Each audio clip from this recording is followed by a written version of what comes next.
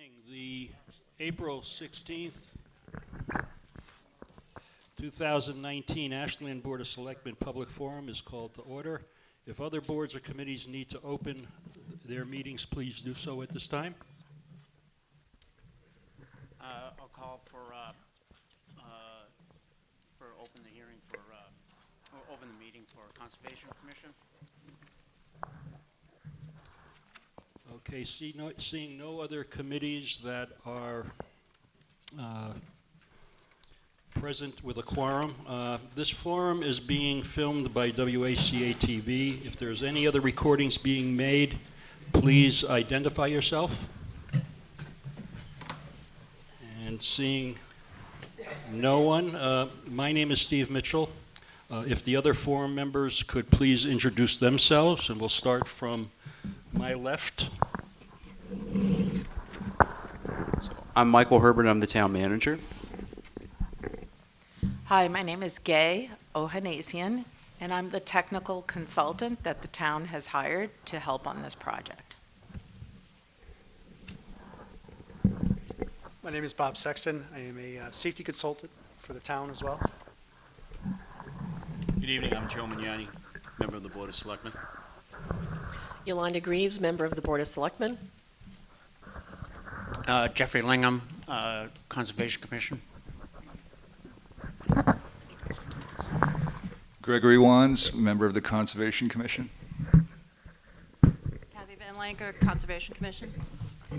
K.G. Narayana, member of Conservation Commission. I'm also on the Board of Health. Carl Hackinson, Conservation Commission.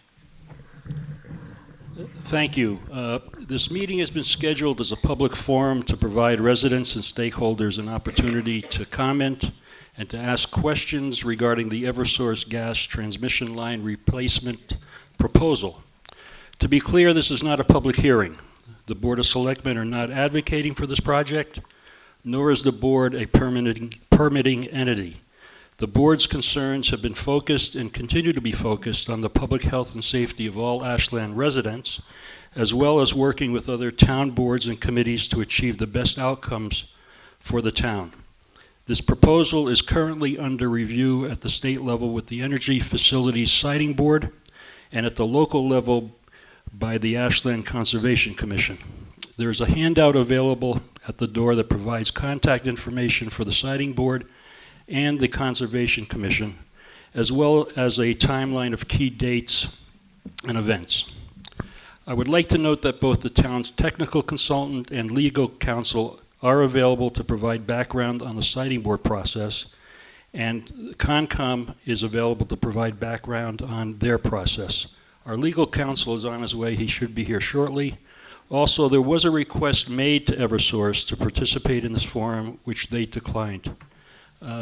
Before we open to comments and questions, do the other selectmen have any comments to make? Just, there's a correction. Town council won't be available this evening. Michael's just town council will not be. Okay, sorry. So town council will not be available this evening. Yolanda, good.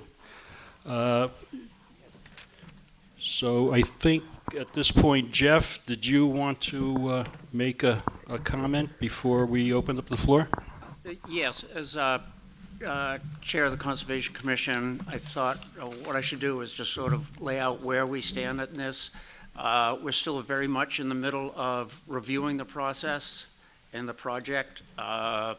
We have engaged a peer review consultant who knows more about this than we do as volunteers and laymen, and we've yet to hear their comments on the project, proposed project. So we are nowhere near coming to a decision or forming any solid opinions about this project. And I just wanted to lay it out there for you now that we're still open-ended on this, and we will remain that way until we have all the information in front of us and all of our questions have been answered. So. Right, and to be clear, this is only on the wetlands issues and the stormwater permit. So, thank you. Thank you, Jeff. So at this time, I would like to open the floor to comments and questions. The microphone is over to your right-hand side. And if you would please state your name and address when at the microphone. We'd also like, at some point, we'd like to get a count or some acknowledgement of people in the audience that actually have an easement on their property and/or are abutters as listed in the on the docket. So, thank you, and the microphone is yours. Someone short has to start. Martin Ring, Bay Colony Drive. Thanks. I'm an abutter in the sense that I'm one of the owners of the Great Bend Farm Trust, which is a chunk of land about 50, 60 acres over that way that this project would go through. And my questions are fundamental. What are the levers that the town has? It's my understanding the selectmen can't say no. It's a public utility and a state project. The Conservation Commission can say something. So could you elaborate somewhat and tell us what levers can be pulled and what do you hope to accomplish in any regard for the town? Thank you.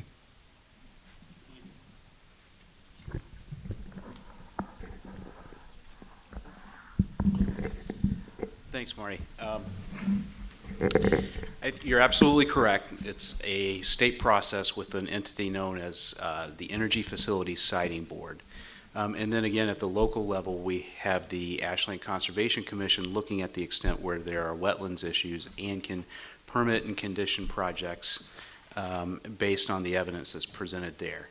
What we can do is we can provide evidence of the impacts to the town of Ashland, both from a general perspective and then also from individual abutters' perspectives as well. That gives us the opportunity to demonstrate what kind of impact does this have financially? What kind of impact does this have ecologically? What kind of impact does this have in terms of quality of life? And it gives us the ability as interveners, and I should say that the board took the step of filing for intervener status to give us that seat at the table. It allows us to present evidence in support of all of those things and try to extract some kind of conditions or mitigations from the siting board that they would see fit. And one of the ways we do that is we utilize a technical consultant like Gay, who's been through the process, who has knows how the process works, kind of knows from a technical perspective what the impacts are. Whereas we might know from getting correspondence from residents and saying, oh, well, this is going to impact my yard, or this is going to impact the wetlands in the area. So does that answer your question? Okay. Those are about as far as I feel like the levers that we have that we can pull. It's not very many.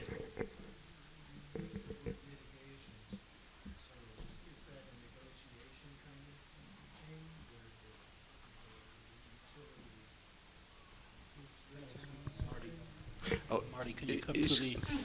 Yeah.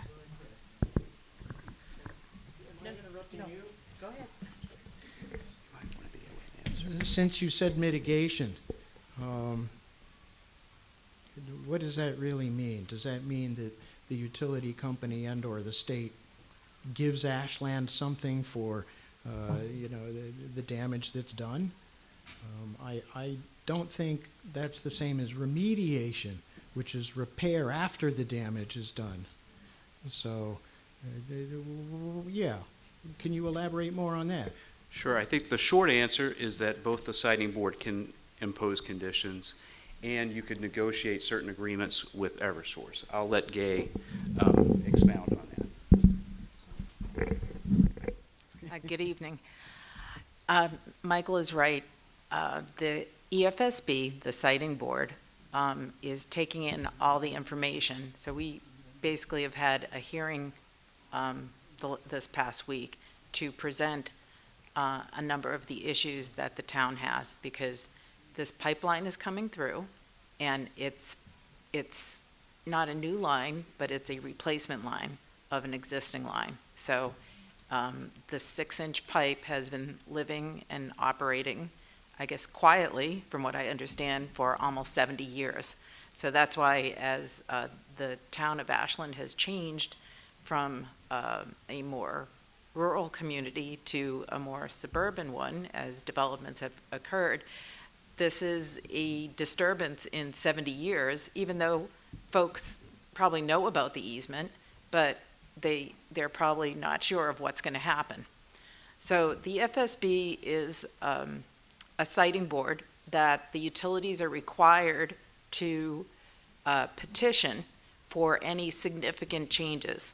So over a mile in a gas pipe, if there's going to be a replacement, the utilities have to go to the siting board and ask permission to do so. And part of the evaluation that the EFSB has to do is look at basically 3 things: need, and that goes into reliability also; cost, to make sure the routes offered and the projects offered by the utility make sense and they're not going to cost us as ratepayers, in our gas bills, more than it should; and impact. And the impact is on both environment and on people.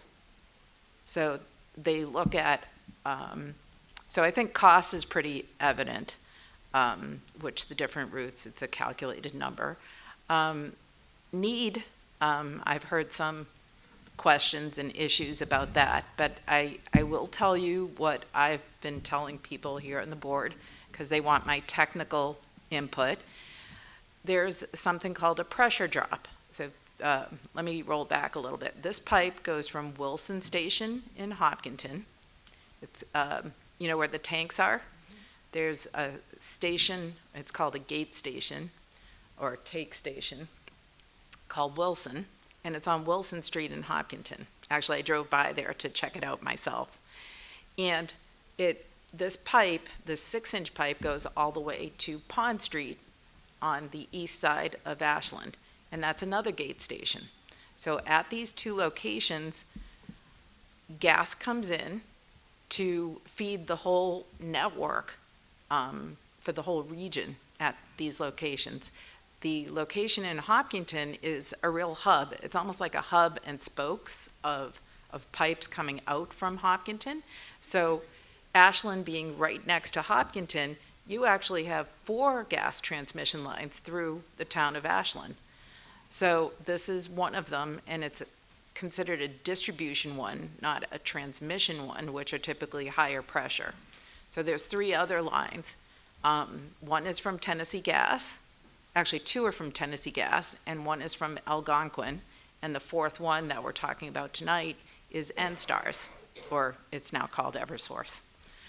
So that kind of gives you the picture of what's going on. So this pipe from Wilson to Pond Street has been 6 inches when they installed it in 1952 or thereabouts. The easements were formed in 1951.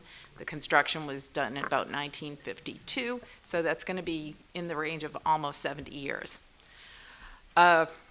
So what they've done is to help, well, over the years, everybody's come to live here, a lot more folks in this area, including the surrounding areas, Framingham, Hopkinton, Hollis, Natick.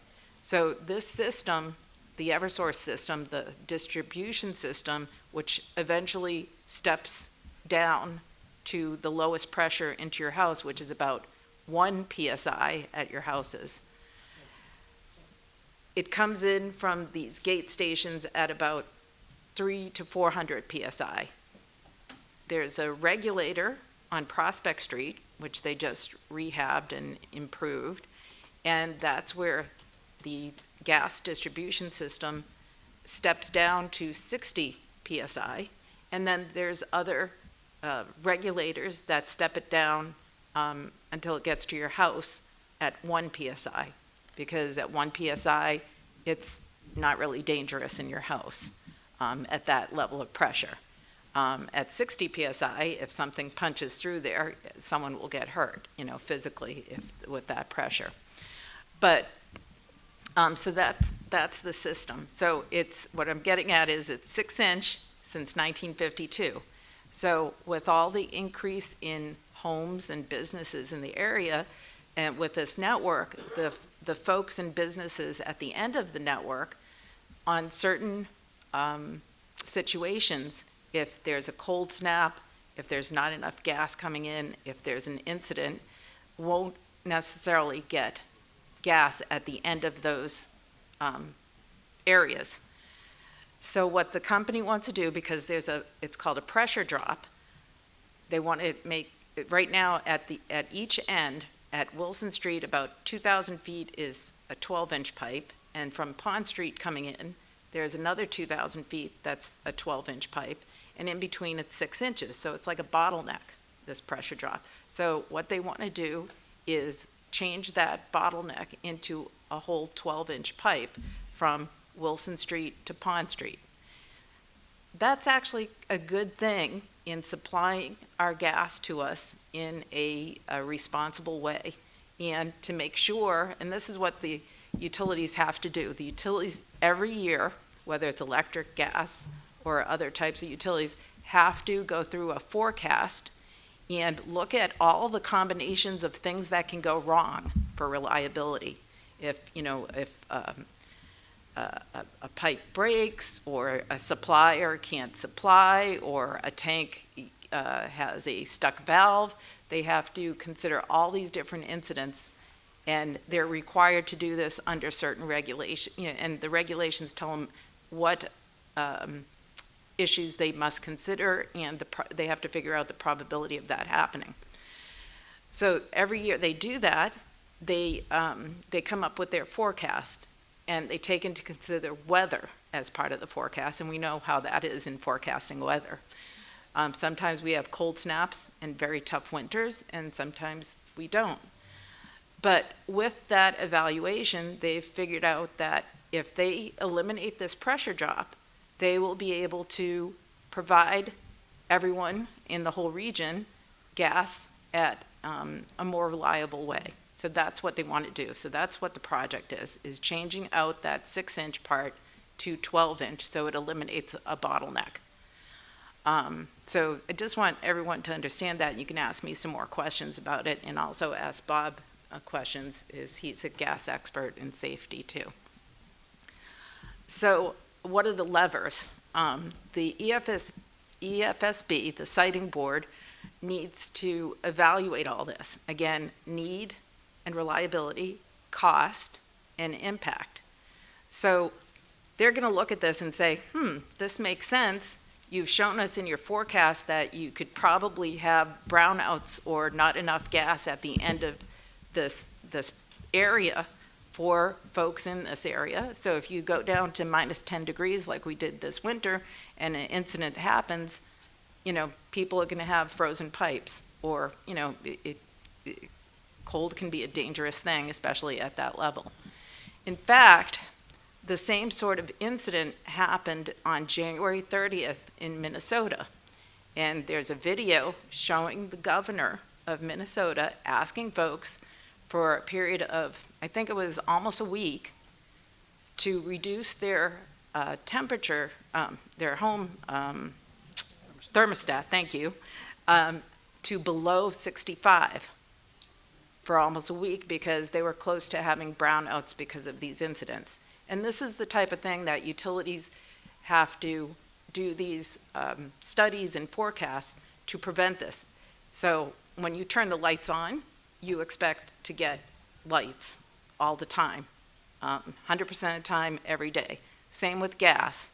And gas also feeds the power plants that make the electricity. So a different entity called ISO also looks at that too. So that's kind of the whole picture of what's going on. I think it's important that people know, why this is happening. And it is a pipe that's been there a long time.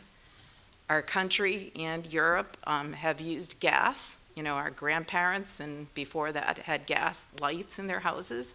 So since the 1800s, gas has been a way we light our homes and heat our homes. And the other really good thing that's happening is people are switching from oil to gas, and gas runs cleaner.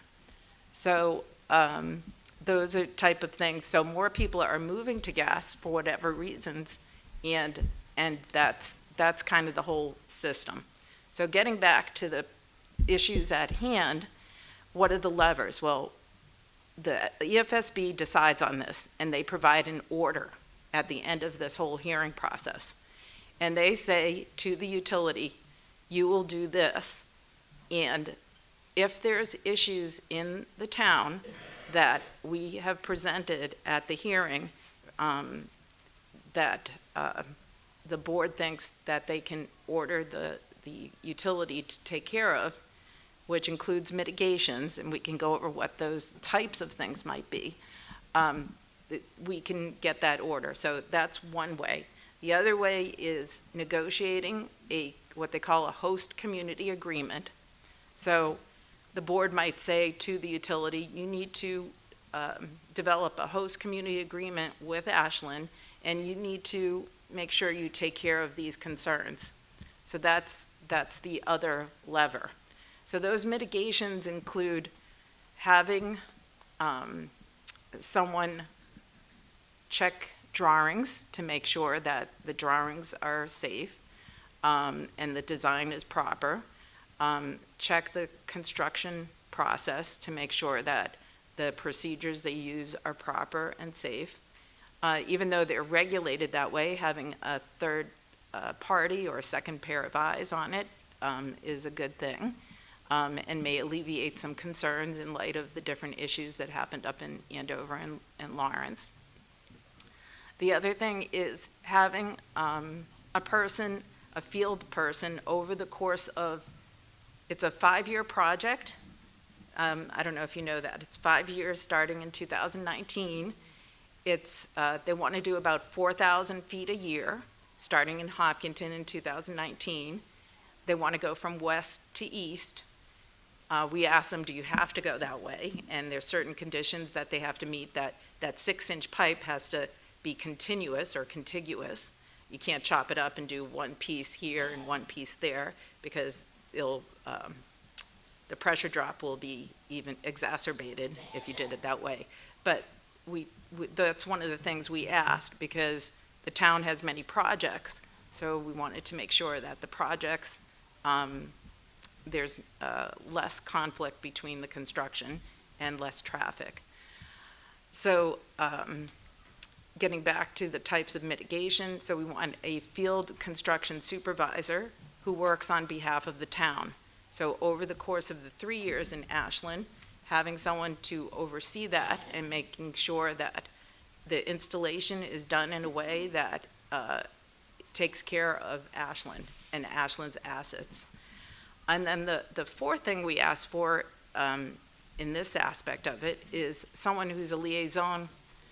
If the route goes through the preferred route, which will go through people's owners' parcels where the easement is, having someone who will be a point of contact and be able to answer the questions right away. And we asked for that period of time to be beyond this, meaning sometimes you don't see restoration or damage properly the first year.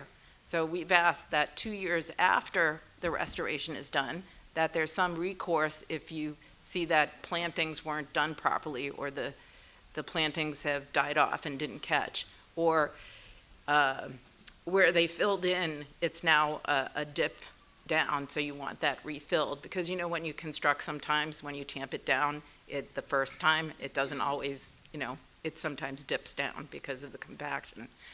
So we asked for, over the 3 years, someone to work with the owners and the town as a liaison plus 2 years afterwards to have a method of recourse with eversource, so you don't have to do it on your own.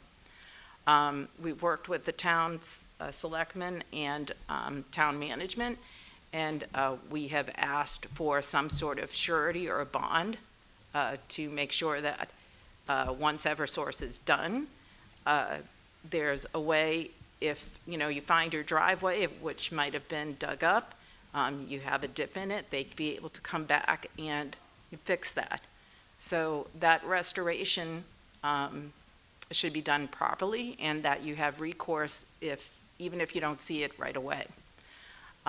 We've asked for, right now, they didn't have an agreement ready, but we've asked in the hearing process for a typical agreement. What does that look like? So we're waiting to hear back on what that is. And that agreement might be to anyone who may have a parcel with an easement, where it definitely would be a trench going through that. If it goes on the preferred route, would then need the restoration. Actually, I would like to ask if you could raise your hands. How many people here have a piece of property with the easement going through? Great. Okay. So I'm sure you all have many questions. That's the type of thing that we'd like to find out, and in speaking with the selectmen and the board, those concerns, and being able to make sure as residents of Ashland that things are taken care of properly over this course of 3 years, plus 2 that we're asking for. We don't know if the EFSB will order that, but we're making a case for that, and we're asking for them to do that. So those are the type of things we're asking for. The other type of mitigation that we're asking for is, in doing this construction, it will put a strain on the different departments. This is a long answer, but hopefully I'm covering a lot. The police department, fire department, actually Chief Roby and Chief Alfano were with us today, and also PW Director Small, Evan White, our project engineer, and then Megan Dos Anjos, who's our conservation agent, as well as myself.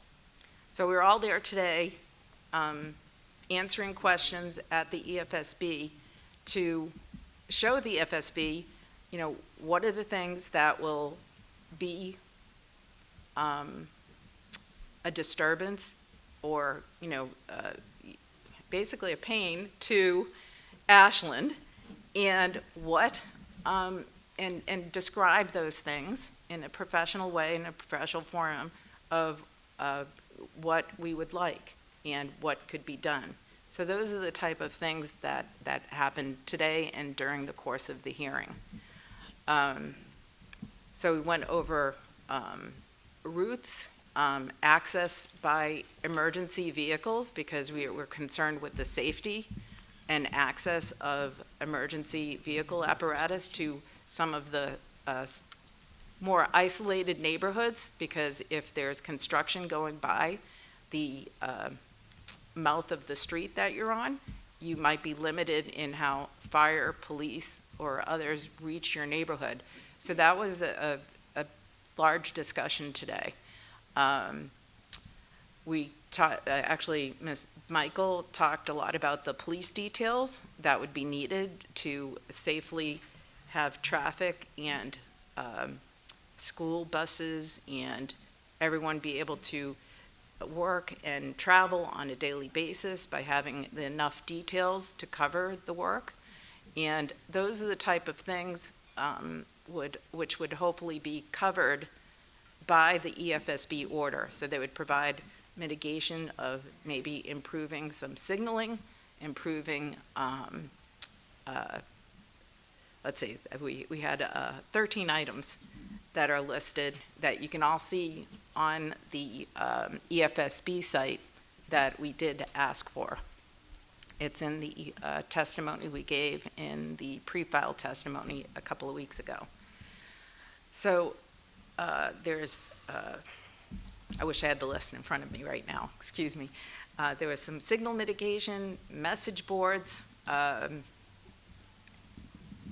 some lighting for nighttime work, if it makes sense to do nighttime work, which I know the chief does not prefer to do because of noise concerns, but sometimes it might be more effective from moving people and commuting, because this is a commuter avenue with Route 135 and your other routes here. You have people coming from Hopkinton going to Framingham and vice versa each day, coming through the town of Ashland. And we talked about that Metro West is the local hospital in Framingham. How do you quickly get people and get the emergency vehicles through the town if there's construction? So those are the types of topics that we talked about and presented today. So that's enough for me right now. Hopefully I've answered a lot of questions. Is it consensus here that I'm getting the impression that this project is going to happen no matter what, and town has to live with it? Or is there reason to think that it isn't that definitive? And then I'm done. Do you want me to answer the question? So based on my experience and knowledge, because it's in an easement, which is the legal right of the utility to have, and because the pipe has been there and they want to eliminate this pressure drop, I believe that because of this need, this will go through. It's very simple. It's like fixing a pipe in your house. If you have a bottleneck in it, it needs to be fixed to improve the flow, so you have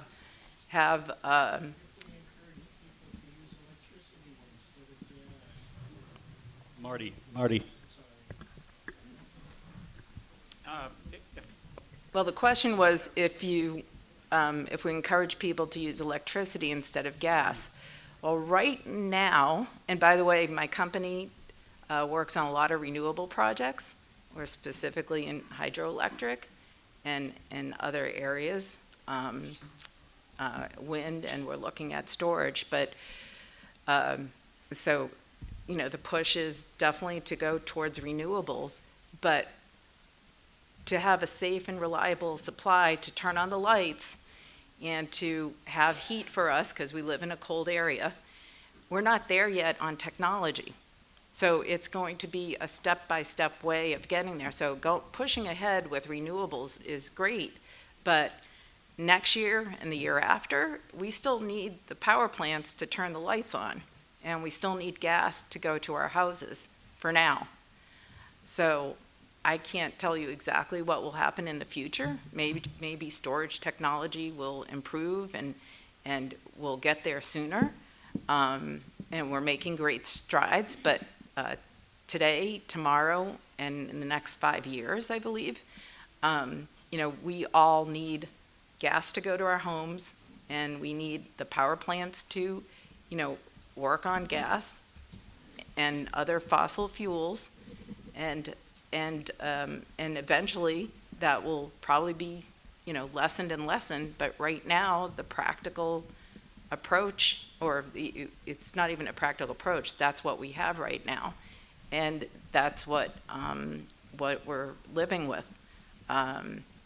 So you just can't do this overnight. It's going to be a step-by-step approach to reach the goals that the states have set for more renewables. But right now the technology isn't there to do it completely. So this is a very small and concise focus. It's just changing a pipe to eliminate a bottleneck.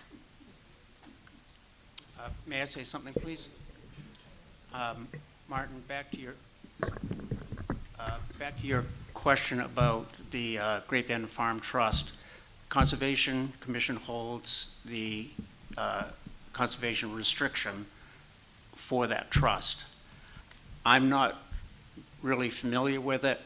We still need to look at it some more. If you have people in the trust that can read something into it about what can and cannot be done, please bring it to our attention. We will consider it. To answer your other question, is this a done deal yet or not? I would say no, it is not from our end. There are a couple things that eversource still has outstanding. For instance, they've, in their notice of intent, they haven't really addressed the 25-foot no disturb bylaw that we have. If for some reason, we deny the whole notice of intent, which is for the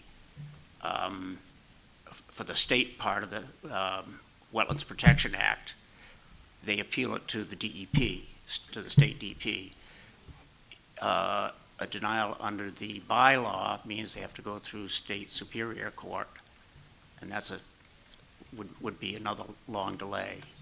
But there are a few things they have not shown that they can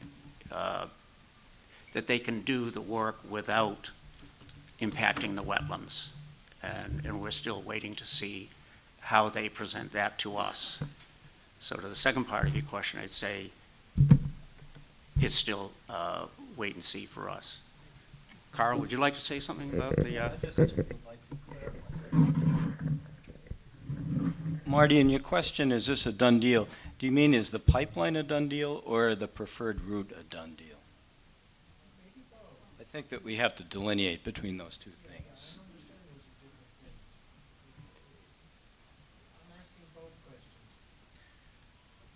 I think the answer that Gay gave is more to the former, and the answer that Jeff gave is more towards the latter. That's mine.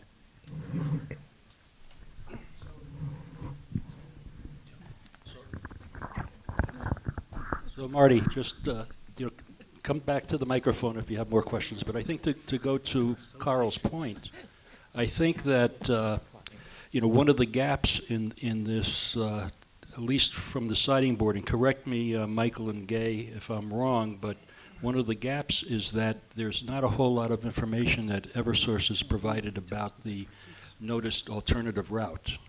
All they focused on has been the preferred route. Okay. Sandy Basic, Brayburn Lane, we're in a butter. And this is definitely focused on the primary route.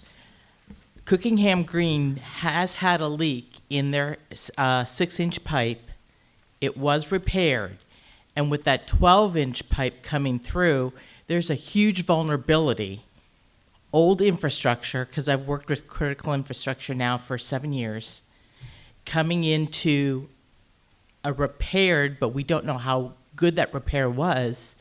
And yes, the pressure steps down. What are the safety things that are in place that repair doesn't blow as it's been stepped down? Because regulators fail. Good question. Thanks, Sandy. Thank you for that. Sandy, the repair is that was made, right? There has to be some formal documentation that it's done correctly, right? The workers are not, they're qualified individuals. They've made the repair correct. For Ashland community, some things that can be done on that end, a less invasive form of digging around that activity, around that pipe, using what you would call vac trucks, and other items called air spades. They're a very great form of removing a lot of soil and not disturbing any of the known or unknown utilities that they may encounter. Or vacuuming, yeah. So essentially, okay, yeah, all right. So that's a typical process when they know they have a known utility that may be more sensitive to any type of work activities going on in the area. That's something that can be identified up front for the crews, and at the same time, they can plan it and actually work it in a different working method that's less invasive. So even with the vibration of digging the ditch that comes through, Hardwick and Panic right now, that vibration is also going to be included in that survey as you're doing that digging? Yeah, I can't speak on behalf of eversource, right? Okay. But at the same time, when you look at the situation, vibration typically comes from heavy equipment, right? So if they're out there with a fairly large excavator, that's when you're going to experience vibration. Right. When you're out there with a vac truck, the Vector systems, that's a different ballgame. Okay. It really is. It's much less invasive to the soils around the area. You know, you can literally clean tree roots with air spades and the vac truck and not disturb a tree, the underground rooting system of it. Okay. So that's kind of, as long as they're aware of that, as long as Eversource is doing the right thing, that's something that can be taken care of. Thank you. And in the petition, which is public, they did mention that they're going to use back trucks. Okay. Yeah. So,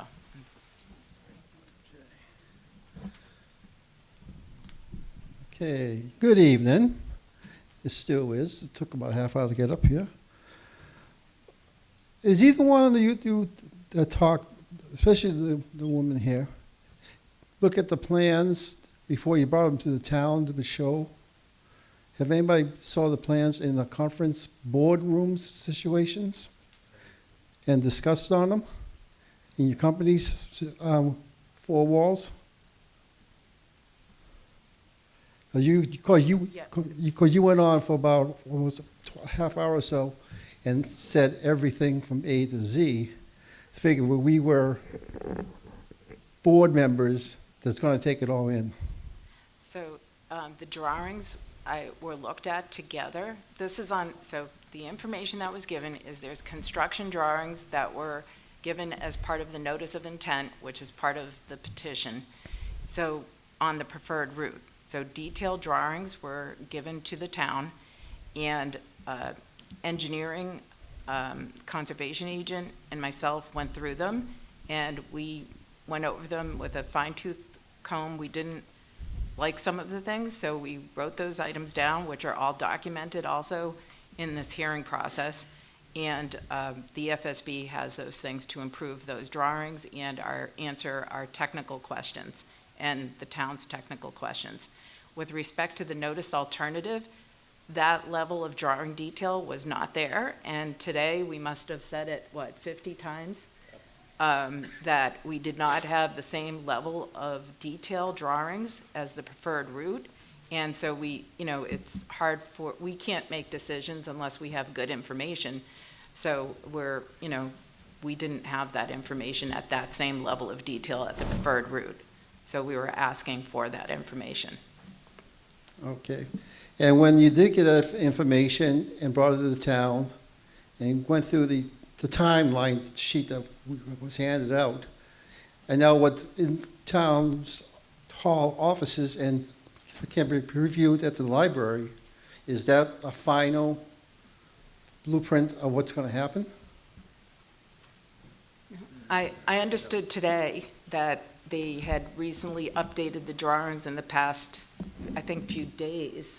Last week, I think, they were received by the town, the latest. So they are making updates and evolving, and that's how typically engineering designs and plans go. There's a few steps to get to the final.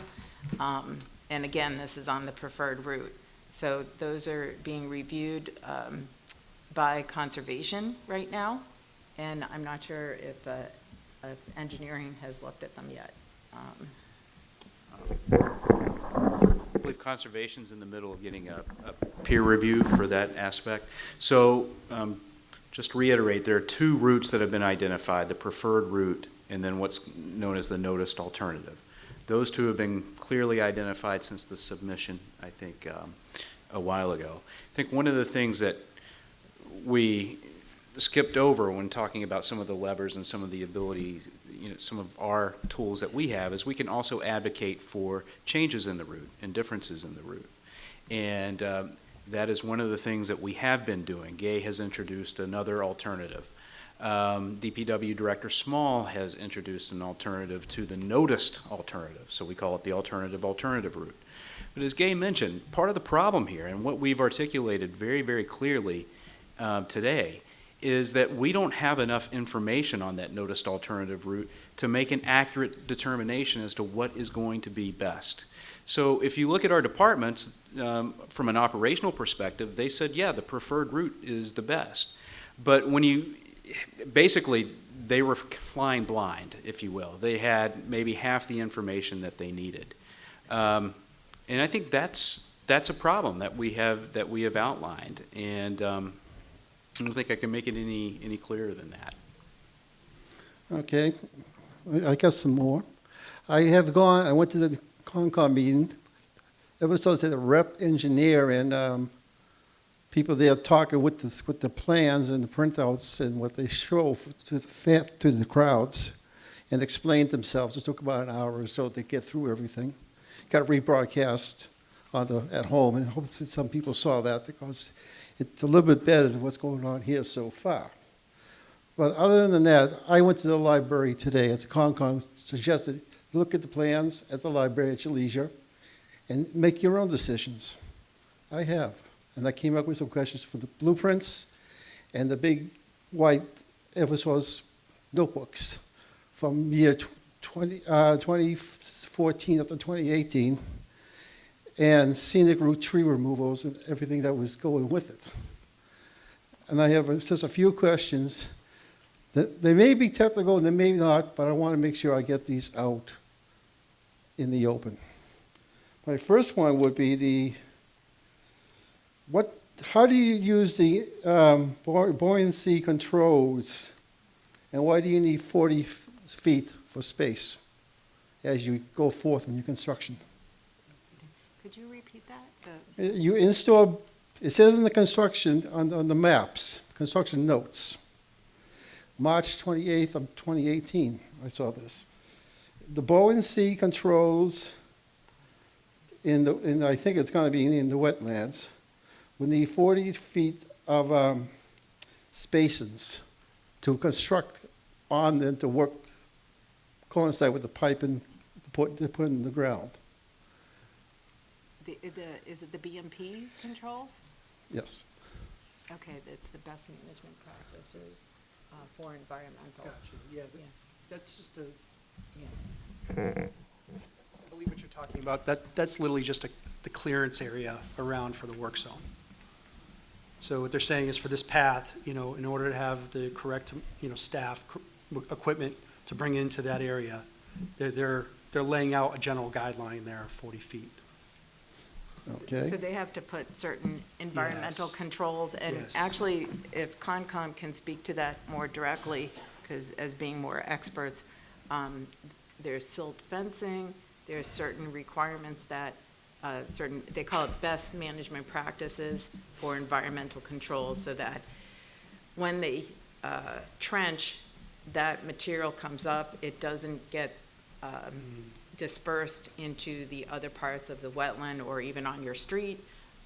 Those are the best management practices. So there's a whole book, and that's what you're referring to, on best management practices for environmental controls. And maybe Concom can speak to that and what you're asking them to do. Mark, I don't know what buoyancy controls are. That'd be a question for eversource. Okay, then if it's got to be just like that, I'll go on then, no problem. How many different types of test stations will there be on the pipeline works from end to end? Because I saw in the map there's going to be like about 6 testing These are types. the corrosion tests. So to keep, for example, the existing pipe, the 6-inch pipe, doing well and not corroding for almost 70 years, there's something called cathodic protection, which is used, and there's materials, which is like a metal called anode beds, that are hooked up by tiny wires, and the electrons actually move towards the pipe so that there's no corrosion.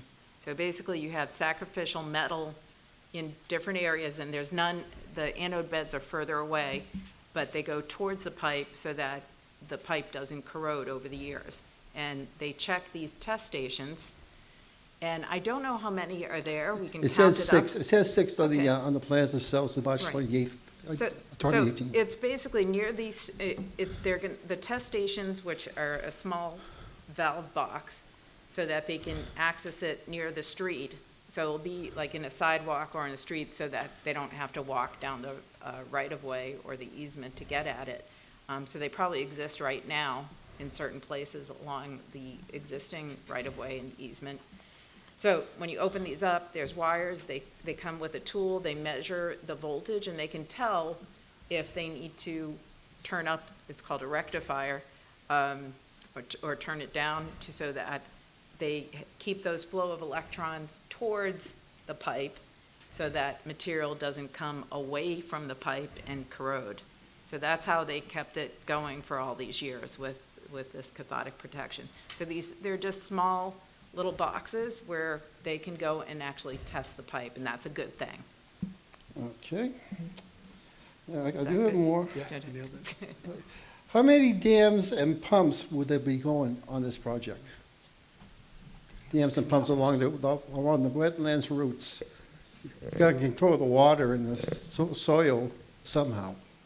My understanding of reading the drawings and some of the documentation is that when they do cross some of the creeks, the way they're going to cut through is they're basically going to dam the creek, and they have a bypass so the water can go by while they're working. So they may need a pump if kind of the water gathers there. So as they install the pipe, they'll have this little dam in place, and then once the pipe is installed, then they'll put it back and restore it to what it was.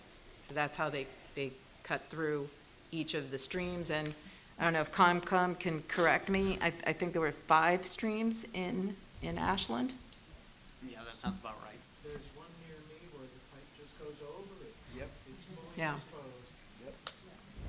Michael and I visited the route, and we did see that, and they did address that, and they said because of this project, they will be taking care of that, and the new pipe will be underground, so you won't see it, but at this point in time, they've been testing it and checking it, and it's good at this time, is what they said.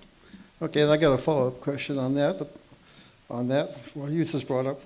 How will the old retired pipes, what's going to happen to them after the retired pipes? What eversource has said right now is that they are going to abandon in place. So what they do is they clean out the 6-inch pipe, and they will cap it on either side. So it will be abandoned in place. And Excuse me, Mark. okay. One point on that. That's what eversource is proposing, is just cut and cap each section. I'd like to see the abandoned section of pipe filled completely with an inert material, say a bentonite slurry, so that if and when, 50, 100 years down the line, that pipe does corrode, it doesn't create an unwanted conduit for groundwater in the wrong direction. So that will probably be one condition that we require of them at some point. They may have another alternative might be that they continue to leave cathodic protection on it, just as is. Just pretend, let them think it's as if it were still a live pipe, but just use cathodic protection to make sure that there are no leaks in it. Something like that, but I don't want to just see them cut and cap it, or maybe put a little bit of foam in each end. We think that's inadequate. And when you go to test the soils, you got to put borings in to test the soil with the jack and boring material. Why do you need 50 feet, every 50 feet to do that as a measure? Is this borings to do the soil samples? Yes. Sample analysis.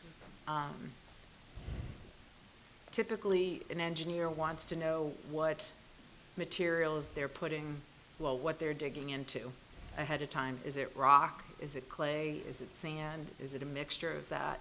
So knowing what they'll be encountering allows them to choose the tools that they'll be using to do the trenching. So, and also what the pipe will be installed in that environment, so knowing what that environment is that the pipe will be seeing is another reason to know the soils in that area. And if there's any excess drill fluids from the drill itself, how would that be contained? Typically, that's an auger bit used for drilling. It's not a wet application, so there won't be water.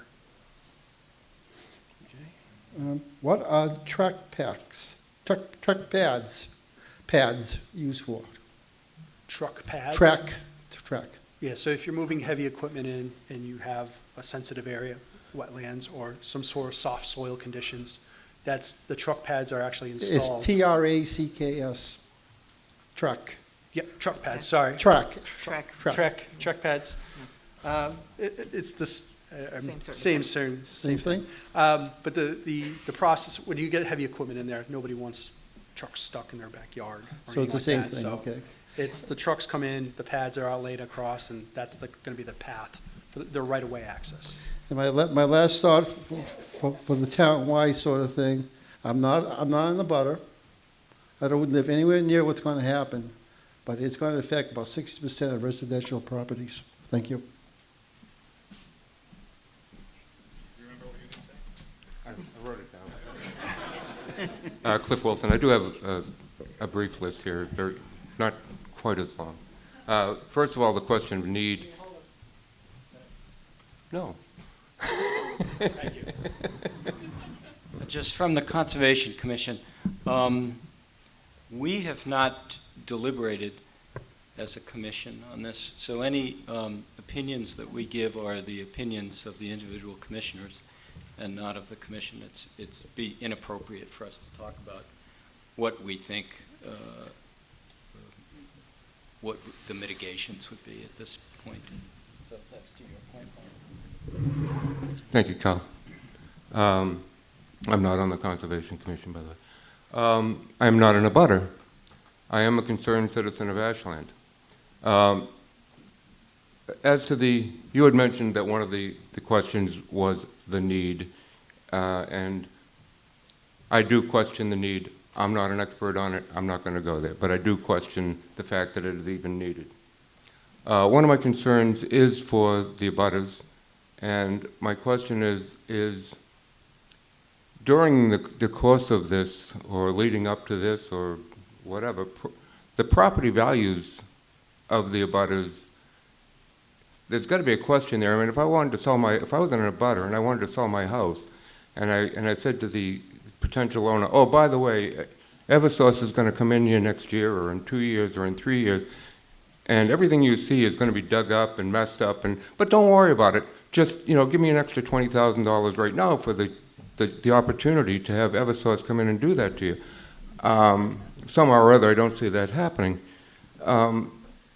Is that factored into the equation at all? Do the property owners have any recourse over their property values due to them using the preferred route? That's one question. The EFS, what I understand in the process, that property values are not considered in this process. Well, they should be. Number two, you had mentioned the fact that, and I will address this to you because you did mention it, that people knew that they had easements on their property.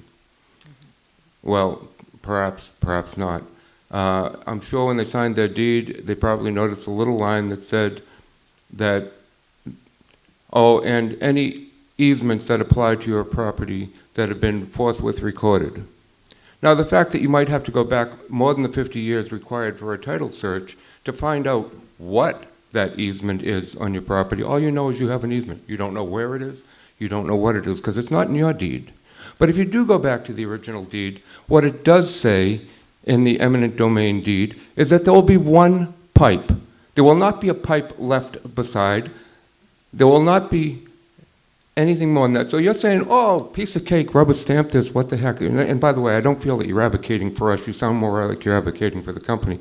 But it is not a simple case of putting in one pipe and replacing it and leaving the old one down. No, their easement right is to have one pipe and one pipe only in the ground. So if they're going to do it, let's go for the pound of flesh, ounce of blood, and have them remove that old pipe. That's going to drive up their cost, and maybe they'll say, you know what, we don't really need this after all because the cost is too much now for us. That's it. Thank you. I think those were good questions, and those were the same questions I had when I read the same thing. So tonight I'm trying to give you straight answers, so I'm not going to give you answers as a technical consultant and my experience that is telling you something that you would like to hear. I'm telling you these things because this is how I think it will happen based on my experience. So I apologize if I'm sounding like I'm not advocating for you, but I think by telling you straight, at least you'll have better information to move forward and make your own decisions. So that's my approach. I'd rather tell you what I think. Now, with respect to the one pipe, when I saw that, and I agree with the gentleman, I'm sorry, it was a Cliff Wilson.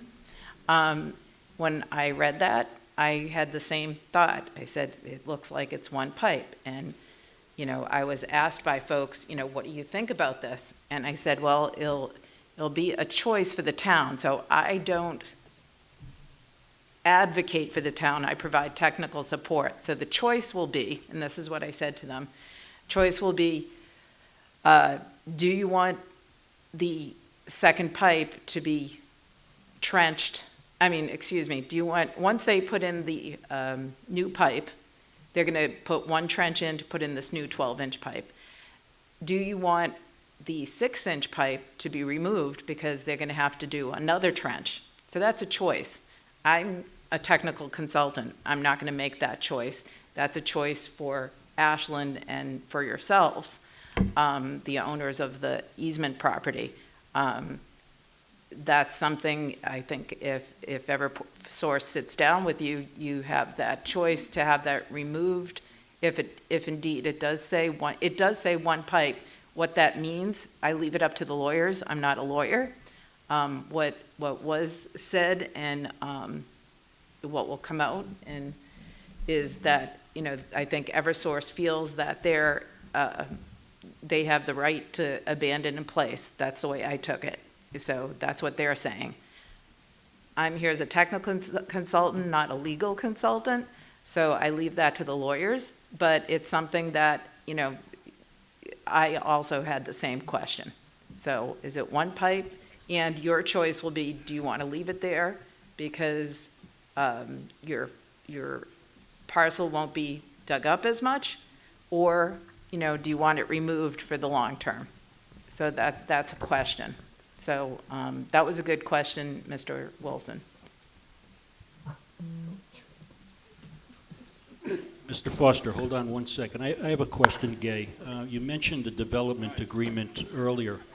What's the likelihood of that being part of this process? I'm sorry, I didn't hear the beginning. You had mentioned earlier that a development agreement may be part of the siting board's order. A host community agreement. Yes. All right. So what is the likelihood of that occurring as being part of this process? I think it's a high likelihood because other towns with other projects with other utilities typically have a host community agreement if they intervened. So the good thing that Ashland has done is that they've intervened so that they actually can negotiate a host community agreement and also put these issues in front of the siting board, because if the siting board orders these for Ashland, eversource must comply. So in a way, having the siting board on Ashland's side to order these things that Ashland has asked for, but the EFSB may grant, they will be ordering there'll be an order, it's called a final order, to Eversource, and they will have to comply with what's in that. And part of it might be to have a host community agreement with certain stipulations. So that's happened in other towns with other right-of-way things. So it's good that Ashland did intervene, because you have this opportunity. I know other towns, they, don't have that opportunity or have a host community agreement if they haven't intervened. Thank you. Your turn, Dave. Oh, me? Your turn. I'm sorry, I fell asleep. Good evening. I'm going to be talking probably for the 100 or 200 people that this is going to affect. They're going to have their backyard, side yard, driveway dug up because of something that took place 70 years ago. So first of all, I'm questioning the need. The need does not seem to be Ashland's need. It does not seem that Ashland is going to get a lot out of this project, except for what it will do to the land. So it benefits Framingham, Sherburne, et cetera, the other places. So our need, and it sounds like with this intervenus and intervene, and yeah, it is intervenus, isn't it? But some of the issues that we're trying to get out of the project may be good, but I don't know what that is yet. So I do question our need. And there's a couple of hundred people that are going to get seriously affected by the need of probably about 19,000 others. So my question is that fair? I don't think it's quite fair for putting a pipe back into a spot that was put there 70 years ago. And we're only going to do it because we put it there 70 years ago. That does not make sense to me. It doesn't make sense that now with technology, they can do it other places. They did it in Hopkinton. They just put a gas line down Route 135. We still got the police department to do what they had to do, the fire department to make their calls. I mean, I hear how much with the DPW, I hear about the fire, the police. I understand their issues. But there's always a way to get around somewhat of their issues to make it safe. So we can't, I hate to use safety as one of those types of things that we can't do it because of. The cost. We have not even talked about the other versions, even though there is a notice of an alternative and there's a notice of alternative. But that's not in front of the SBA. They don't know that. They're only dealing with version 1, which goes back to where the original is. It's been said, well, how can we weigh things up? I don't understand if they can put it in Hopkinton, why they can't go down the road or the sidewalks all the way down. Oh, I know, because it's going to cost another $10 million. That's the reason we can't do it. That bothers me. That's not going to save my gas bill. It can be saved. I want to congratulate you for being honest, because I think you said a little while ago, they're going to probably do this. They're going to do this. I'm going to try to say, I hope they don't. That's what I'm here for. I'm here to say, for the couple of hundred people that it's seriously going to affect them, I hope they think of something else. Because if it's going to affect everybody, because of traffic, tie-ups, I got to go another alternative, then everybody gains from it. The people who are in Framingham was going to receive most of the gas, they come through town, oh, they're going to have to wait. My problem? No. Those are things that I think we have to think about. The siting board is only looking at one item here. There's nothing else before them. So they're either going to say yes, or they're going to say yes with a lot of conditions. And it's a done deal. We have members of the Board of Selectmen, our town manager, who's supposed to represent us. And even though a couple of hundred people is not a lot, but they're townspeople. They've been here. And they didn't know, and I've had people even throw their hands up and says, I can't fight the Goliath. I'm not even going to the meetings. I can't do anything about it. I don't like that feeling. I want to be heard. I want some discussion. I want some discussion on the other alternatives. I want to have cost factors. Why can't they go faster? They probably could go faster. Instead of 4 years, or 5 years, they probably can do it in 3 by putting it in the road or a sidewalk. Why don't you put it in the sidewalk and then get all brand-new sidewalks all the way down through town? Hey. That's all I gotta say, because I said most of this at the Conservation Commission. They've heard that I'm redundant. I'm saying the same thing I did a couple of weeks ago in front of that board. And I asked that board to do their job as best as they possibly can on behalf of the townspeople. I will ask the Board of Selectmen to do their job on the best, and also town manager, and you as a consultant, to do the best you possibly can for the couple of hundred people out there who are really going to get hurt by this. Thank you. If I may. So I think the overriding theme of today's hearings, one of the things that we made, David, was exactly what you said, is this is a regional pipe, this is a regional issue, and Ashland shouldn't bear the cost of solving a regional problem. And I hope that resonated, and I hope that was heard. There's a lot of different perspectives to look at this from. I have the ability, unlike some of the department heads, to look at things in a more holistic and global perspective. I'm able to raise the issues that you raised, and that's what I did today. Because for me, if this project is going to happen, we can look at cost 2 different ways. There's cost to eversource, and then there's a cost to the town, right? And I don't know what I can do to tell you how we advocated for that, or that we advocated for that noticed alternative route, but that did come up today, and it came up several times. Hi, Keith Ferguson. Just a second.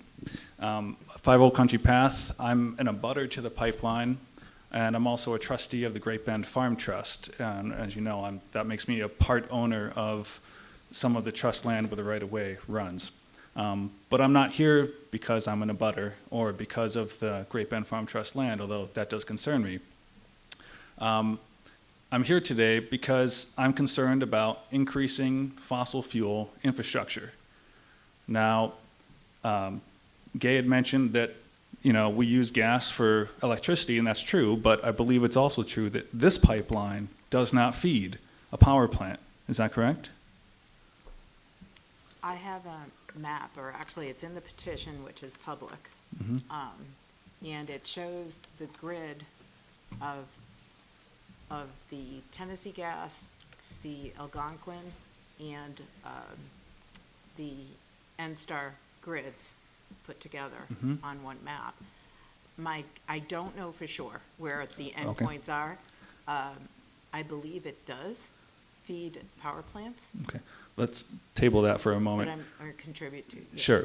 I also know that now I'm a true New Englander, so I don't actually feel the cold, but I know other people do heat their homes with gas. I heat my home with gas. My wife's from California, so I have to do that. I know that right now we do need gas to heat homes and to cook and stuff. I don't pretend to have all the answers to that. But eversource was asked if I know you didn't mean it to sound so dire, but the kind of situation in Minnesota where people had to turn their thermostats down and stuff, that has not happened here on this line. And considering the cold we've had, I don't know if that's going to happen unless we continue to build more homes that use gas.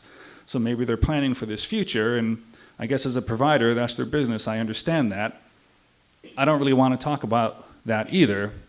I want to talk about climate change. I know that that's not one of the purviews of the board. I'm concerned about the wetlands as well. I think the Concom has that under control, but at some point we have to question whether or not we should continue to expand fossil fuel infrastructure. Now, more people want to build homes, okay, they need heat. I don't pretend to have all the answers, but I'm wondering, you've been talking about mitigation, I wasn't aware of this, but is there a way that we can remediate, mitigate, whatever, the cost of fossil fuel, the cost that burning it has on our environment? For example, Could maybe every abutting homeowner who wants them get solar panels? Could this be provided by eversource? Could the state work out some kind of a tax break to the town so that we can expand a solar farm that would undo some of this? I know you probably don't have an answer to that, but this is something I think we should do. I also feel that as a town, maybe we just need to say no to this.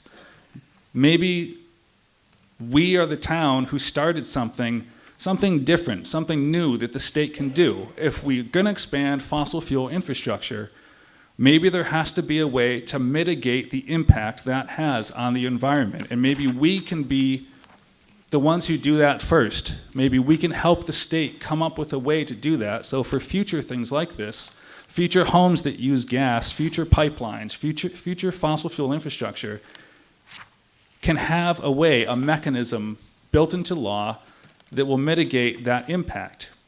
My kids are little, they're gonna grow up, they're gonna deal with climate change. I need to be able to tell them that I did something and that I helped other people think of ways to do something. Now, there's something else I want to say, but like everyone else, I didn't take notes. You'd think that the current administration would be a good example for you should take notes before you get in front of a microphone, but I didn't do that tonight. Now, if I could only think of this one thing. Oh, yes. With respect to my friend in the orange vest who was here ahead of me, who also waited so patiently, this is going to affect a lot more than just a couple hundred people. It's going to affect more than those who the pipeline runs through. It's going to affect more than the town. Now, you had mentioned that people are moving away from oil to burn gas. Instead, that's good. Gas is cleaner. But on the other hand, it's not, because the reason we have cheap, plentiful gas, natural gas, is due to fracking. Now, I saw this lovely satellite photo the other day of the Aurora Borealis over the Great Lakes. It was beautiful. But it wasn't as beautiful as it could be because of this blazing light over the Dakotas, brighter than New York City. That's the burning of excess gas from a fracking operation. The excess carbon put into the atmosphere from operations like that, I'm sure, undoes any benefit we have from switching from oil to natural gas. I know that the board only has so many things it can do to stop this pipeline. Concom is probably in the same boat. But there has to be something that we can do. Something at the state level where we say, if this is going to happen, let's undo some of the damage. And I don't know if anyone has an answer to that right now, but I think that this is something that has to be discussed. I'm going to hang up here in case I remember that, like one more thing, you know, but I'm going to let you guys respond for now. Thank you.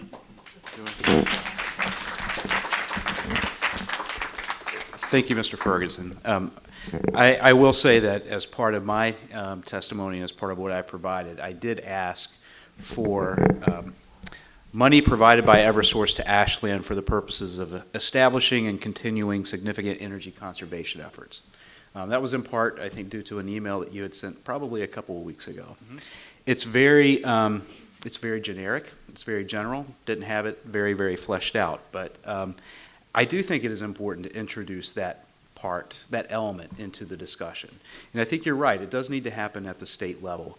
I think at the local level, the Board of Selectmen and the Sustainability Committee are working towards a net zero resolution. I think the Sustainability Committee will be hosting a forum on that next week. I think there will be more about that at town meeting with the hope of actually filing that resolution at town meeting in the fall and developing a plan. So I do think there are a lot of people that share your sentiment. Now I'd like to do a little song. Don't go changing.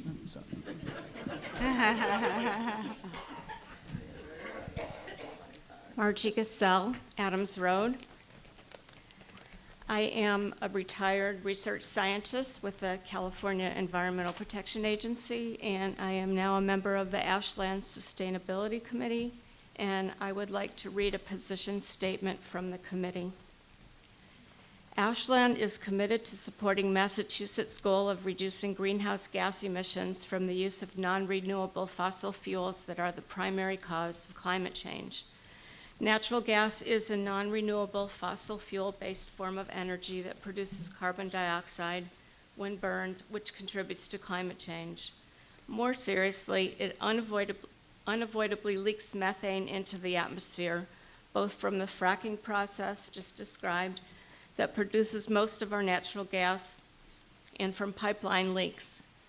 Methane is a highly potent greenhouse gas that is about 30 times as powerful as carbon dioxide and thus has a major impact on climate change. Natural gas is not a form of energy that we want to use in the long term, and further investment in natural gas infrastructure is counterproductive.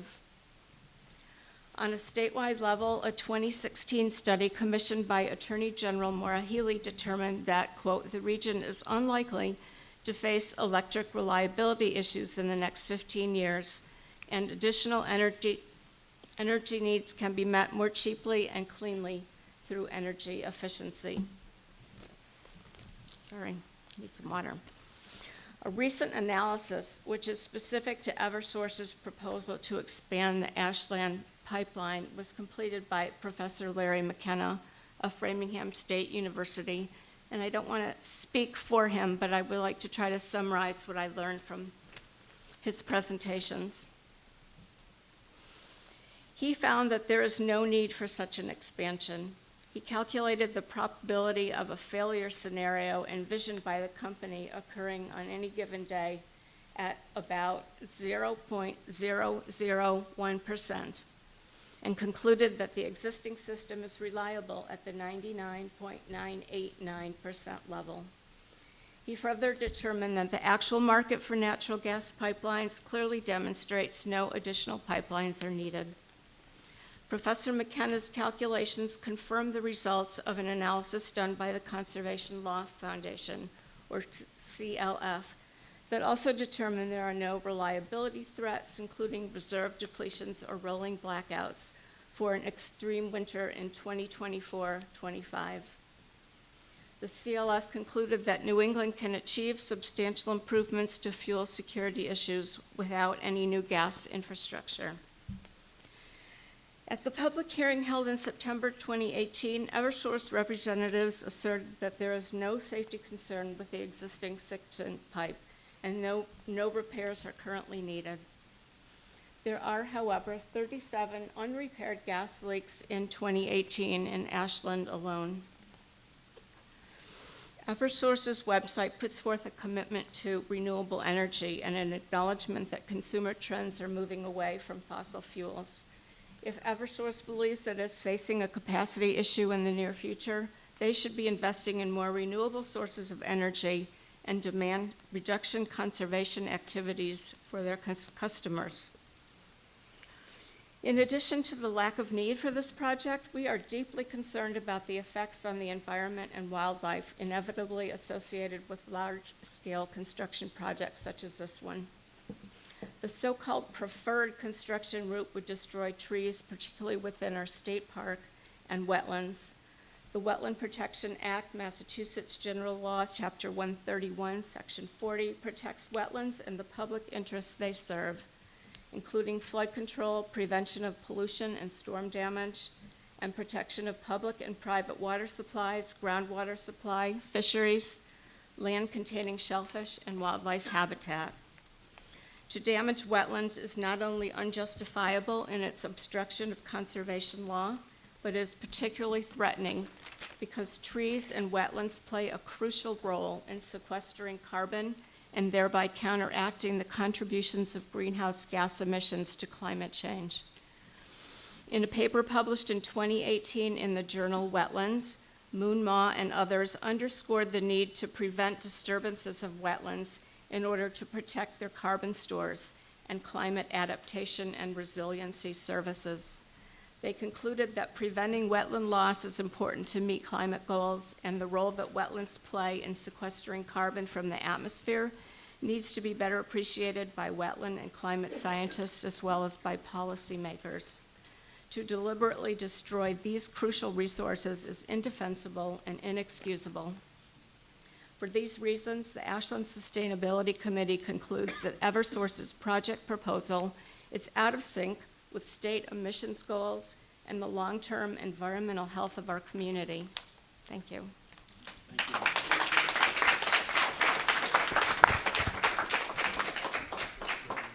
Brandy, hold on one second. I just wanted to acknowledge that Professor McKenna is in the audience tonight, so I think we may give him an opportunity in a little bit. There's a line up here now, but we'll give the professor an opportunity to speak in a little bit. I'm Brandy Kensman, 6 Lucy French Way. I also have concerns about the proposed project, especially the preferred route. I do hope that that there isn't a definitive move forward, that we absolutely have to move forward with this project. I hope that Concom and others find a way, another solution that potentially could work. I do have a question, because I know that you had mentioned eversource wanted to start this project in 2019. Is there a date, an end date, when the siting board is going to make their final decision? And what can all of us in this room do to have a voice and to possibly affect what the siting board looks at and reviews and ultimately decides?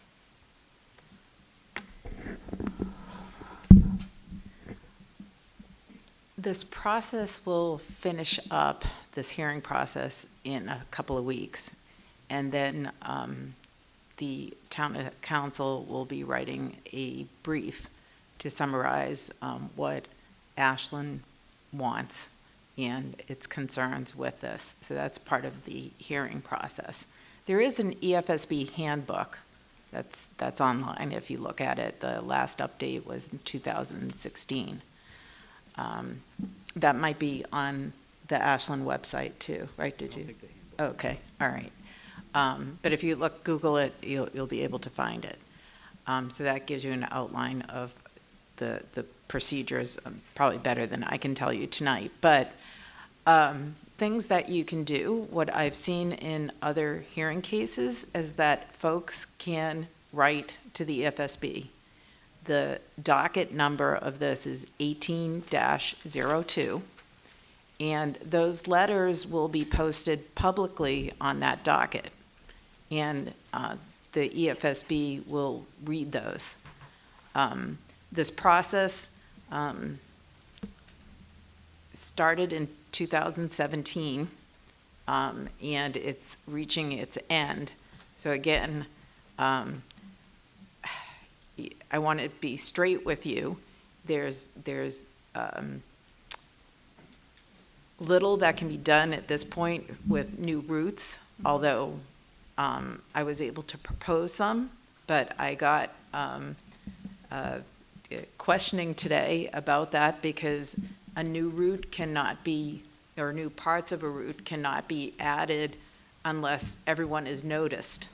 So the opposing attorney was questioning whether I knew that or not, and I do know that, but at least we were trying to put in a good solution that might take some of, this is with respect to the preferred route, move some segments into the street for this line to work. So there were some places where I thought you could move it into the street, but what would have to happen is the owners of that parcel would have to allow a new easement to go from the existing easement to the street. So somebody has to be kind enough, or to do that, to allow the pipe to go down there. So that could be a question. So with that type of configuration that we proposed, so we did try to move parts of the line, the preferred line, into the street. So that was proposed.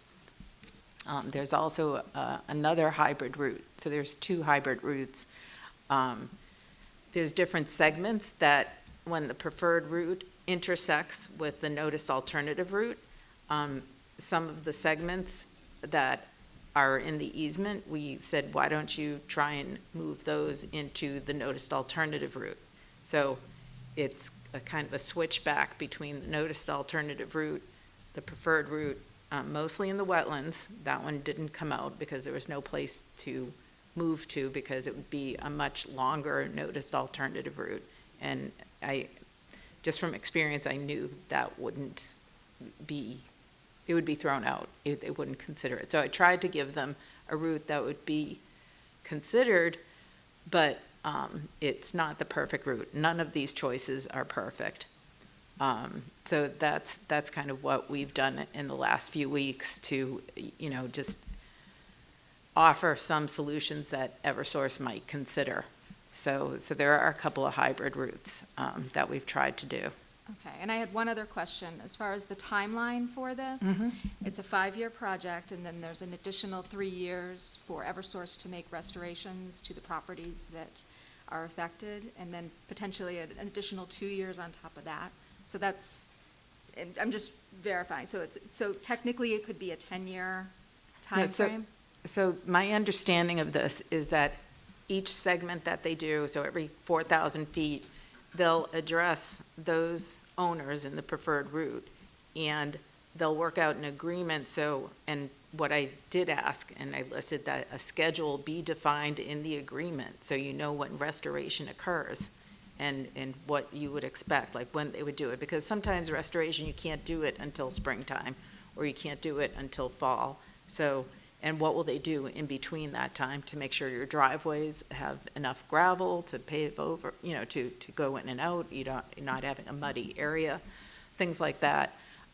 So you should be able to know what schedule is there in that agreement. So each year they'll address. So I think there's 88 parcels altogether. 2 are the ones mentioned tonight, the Great Bend and Ashland State Park. The other 86, I'm guessing,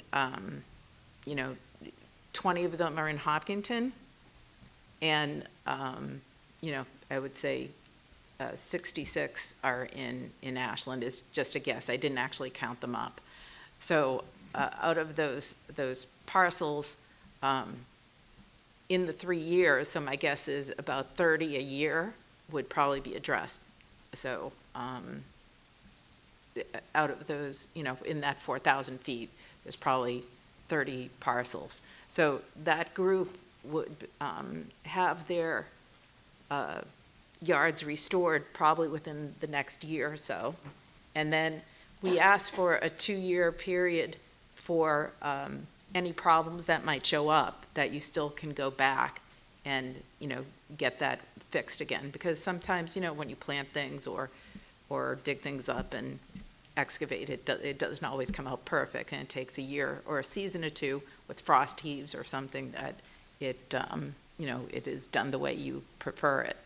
And that's the thing is, I've seen folks who welcome a restoration, I'll put it this way, because you can have your yard redone, in essence, if you want to look at that way. So that would be one way. The other way is, the pain of having it ripped up and living through that.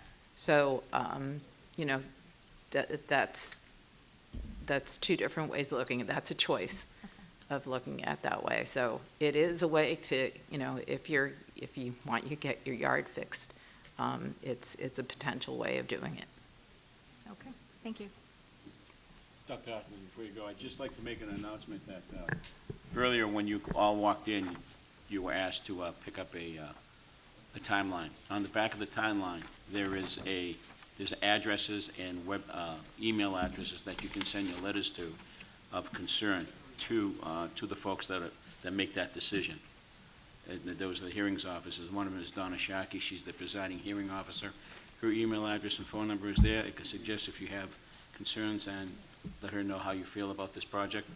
The email is right there, so send it off to her as well. So, Dr. Hoffman. Thank you. Curtis Hoffman, 58 Hilldale Road.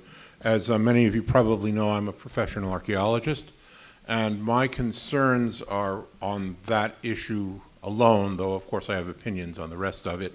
At your Board of Selectmen meeting earlier in the month, I presented 2 areas of concern to me archaeologically, and I did forward that letter to the board with copies to the Tribal Historic Preservation Officer of the Aquinnah, who is very much involved in these projects, and to the State Historical Commission. Since that time, I have received a number of additional documents relating to this aspect of the project, which I thought should be made known. First of them, and it's very peculiar, is a letter apparently addressed to the Ashland Historical Commission, though the letter purports to be a letter to the Commission on Indian Affairs, the Mass Commission on Indian Affairs. And it's very unclear as to what this letter was sent to, because there's no indication of who got copies.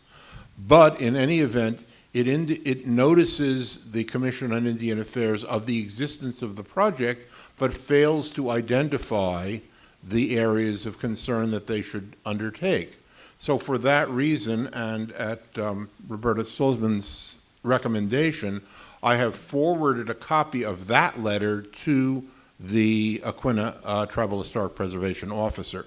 And she has been invited to this meeting, though I don't think she's going to be able to make it. So, but they are now noticed because the commission might have no idea why they're getting this letter. So that's document number one. Document number two is a permit from the state archaeologist to conduct an archaeological survey. And it was issued to a firm called TCR in Ellsworth, Maine. I've looked into that firm on the web. It is an engineering firm, which has apparently some archaeologists attached to it. I have no idea from looking at their website what their archaeological expertise is. They don't list anyone's names. I have no idea what experience any of them may have in dealing with traditional cultural properties or ceremonial stone landscapes such as we have in the Ashland State Park. And I would hope that the Board of Selectmen would make inquiries of that firm as to what their experience with this sort of thing is, because we do know that our state archaeologist has no regard for such properties, unlike all of the other state archaeological offices across the United States. We are an outlier in that, and as a matter of fact, there are about 3 times as many of these properties in Massachusetts as in any other state across the eastern seaboard. I have the documents on this. And the third piece of information I have from the eversource is a layout of where they expect the archaeological work to be done. And there are several areas that are noted. The 2 areas of concern to me are not among them. And so I would hope that in your deliberations with them, you make it clear that these areas ought to be looked at, and in particular, the ceremonial stone landscape, possible ceremonial stone landscape, because as I told the board, I can't determine that it is. The only people who can determine that are the tribes. But if they agree that that is what it is, that area should not be disturbed at all with vibrators or anything else going anywhere near that. There was a recent case about 2 years ago in the town of Sandusfield, Mass., way out west, where FERC wanted to put a pipeline through and it would disturb about 75 monuments. And they said, oh, well, you know, we'll take them apart, we'll put them back together again after we're done. And a native advisor from the Narragansett Indian tribe made the following comment: if you do that, you will have created an artistic representation of a sacred site and destroyed the sacred site. So that will not wash with the indigenous people. So I'd hope that the boards will take these matters into concern along with all of the other matters. Thank you. Can I ask you a quick question? Yes. The commission that you referred to in the part one was which commission? Commission on Indian Affairs. They were putatively the recipients of the letter, but the letter was addressed to the Ashland Historical Commission. I don't understand that at all. Okay. I do know in right-of-way projects by utilities, they do have to get the appropriate archaeological permits, which investigate. Now that's the Massachusetts Historical Commission. So we have an Ashland Historical Commission, which is appointed by the Board of Selectmen. We have the Massachusetts Historical Commission, which is a body that has a number of official representatives on it. And then we have the Commission on Indian Affairs, which is also a statewide commission. And so keep the commission straight. Right, then that's Yeah. why I wanted to ask you, Yes. because it's not my forte, but Mhm. in dealing with linear projects, Yep. where you have to excavate, those are taken very seriously, and the environmental scientists Mhm. who were on the different projects, they actually met with, on one project I'm thinking of down the Cape, met with representatives of the Indian Mashpee, no Affairs. doubt. Yeah, Mashpee, and to make sure things were taken care of. So I do know on those projects, and they were my projects, they were taken care of well, Mhm. because I wanted to make sure they were done well. So hopefully it'll be done here, and hopefully this information is passed, you're saying it is passed on to them, Yes. but you're not 100% sure? if Well, it's I being have considered? passed the letter on to the Tribal Historic Preservation Officer of the Aquinnah. The Aquinnah, along with the Narragansett and the Mashantucket Pequot and the Mohican, have formed a consortium on sacred landscapes, and so they are most interested in this issue, more so than the Mashpee are, and more so than the Commission on Indian Affairs is. I know there's another company that is typically, I think it was TRC. TRC, yeah. Would hire who does the specialty, and if they don't have the experts, I think it's what was used in the past down the Cape was a company called PAL. Oh, I know PAL, sure. Yeah, But so- they're hiring archaeologists. I mean, I saw on their website, they've got Okay. a position and opening. So they So do they address have their own. these matters very carefully, because it can, hold up a project yes. and things But- like that. But so. in Massachusetts, we have this peculiar problem with the Massachusetts Historical Commission, which doesn't recognize these sites. And so I maintain an inventory of them, but Massachusetts won't, or at least not at present. So they need to have gone that route also. So I'm trying to just make the connections between the Aquinnah and the company so that everyone is fully informed. Okay, thank you. Good evening. My name is Stephanie Sigmund. My husband and I are here, and the audience, we are butters at 2 Pennock Road. I've appeared before the board on other occasions, but the reason I wanted just to state a few things is just, I understand the board is taking this very seriously. The Conservation Commission is taking this seriously. We've been both attending some of the meetings. We filed objections with the siting board over, I think that they were all due last year sometime. And the reason we filed objections was not because of the wetlands. I really didn't actually understand all the wetlands issues until recently when we started attending the meetings, but rather it was for safety reasons. We have 3 kids, and after the explosions in Lawrence, and Andover, and North Andover, and then Woburn, we had a lot of concerns about this project, which is going to increase the amount of gas going through our property. And so that was the reason for the objections. I also understand there's new legislation that has been proposed in Congress because of these projects of this sort. And so that's the first thing. And ma'am, you didn't mention that one of the considerations of the EFSB is safety. I imagine that is one of the... We talked about safety Okay, quite all a right. bit today. I'm sorry if and I said to them, it almost goes without saying, safety is the most important thing. So that was... Actually referenced your objection. Oh, thank you. And- I hope it was helpful. And that's why tonight Very we do have a safety expert here today who, I'm a technical expert, but his is safety. And so if there are any questions tonight on particular aspects of safety, Bob will be able to answer those. Oh, that was just, so that was the reason we initially objected. Having now attended, myself, one of the meetings, and my husband, the other, Conservation Commission meetings, where eversource was present, which I find it very troubling they're not here tonight, by the way. I'm not surprised, but it's very troubling to me that they're not here because they seem very defensive at points during the Conservation Commission meetings that I attended, is that when I posed the question about, well, first, from my perspective, it sounds like the impact on the wetlands will be devastating. And that will affect the whole town, not just the residents that have the easements. And what eversource said at one of the meetings was they've never done a project like this that would impact the wetlands to this degree. That I thought was pretty astonishing, by the way, because typically the pipelines are under the roads. They're not in wetlands.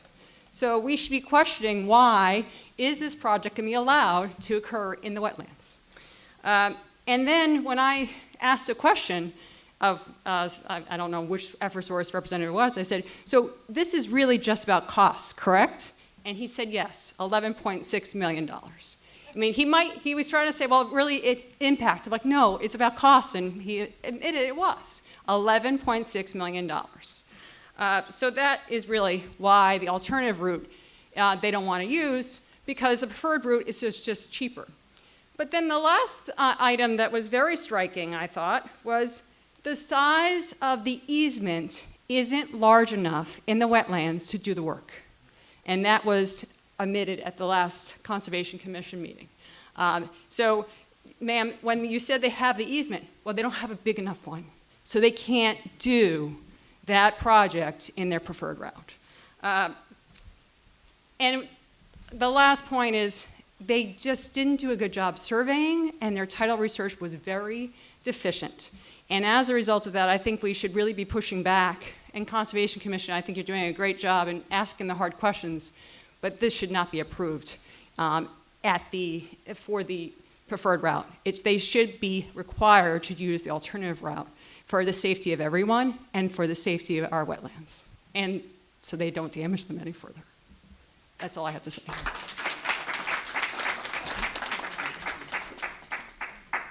Adam Elbert, 5 Bobcat Hill Lane. I had a couple questions. First, who officially as the interveners are representative to the EFSB when we take our case to them beyond the town council's brief that's put together? Is it the Board of Selectmen? Yes, the Board of Selectmen have intervener status on behalf of the town. So they're our chief advocate in this to make sure that what the citizens of Ashland want is actually what gets done. Correct? Okay. So my opinion on this is that the preferred route is completely unacceptable. Destroying wetlands has got to be off the table. Okay. They're going to pass along the cost of this route to us no matter what in increased rates. So you know what, if I have to pay $1 more for each unit of energy that's used so that I can keep the wetland safe, I'll take it. I'm willing to pay that, and I think most people will be willing to take that as well.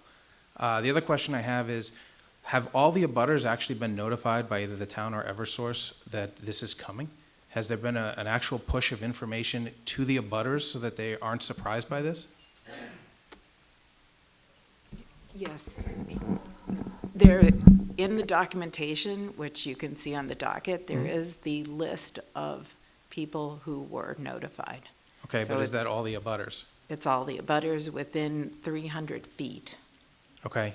And my last question, so having read through this gigantic document, which I really actually want to congratulate the acting police chief, fire chief, and the DPW head for all of the questions they put forth. You could drive a truck through the holes that are in this proposal coming from eversource about missing information, and I know you've acknowledged that before. How can they go forward in 3 weeks or 4 weeks or whatever it is with this without answering this? We have to hold them accountable. They can't go forward without answering these questions. It's not acceptable. What can we do to make that happen? What well- recourse do we have? I mean, can they go forward as is without answering these questions and just say, it's- too bad? Well, that's the thing I think we started out to say in the beginning. I forget who was speaking. It comes down to the decision by the Energy Facility Siting Board.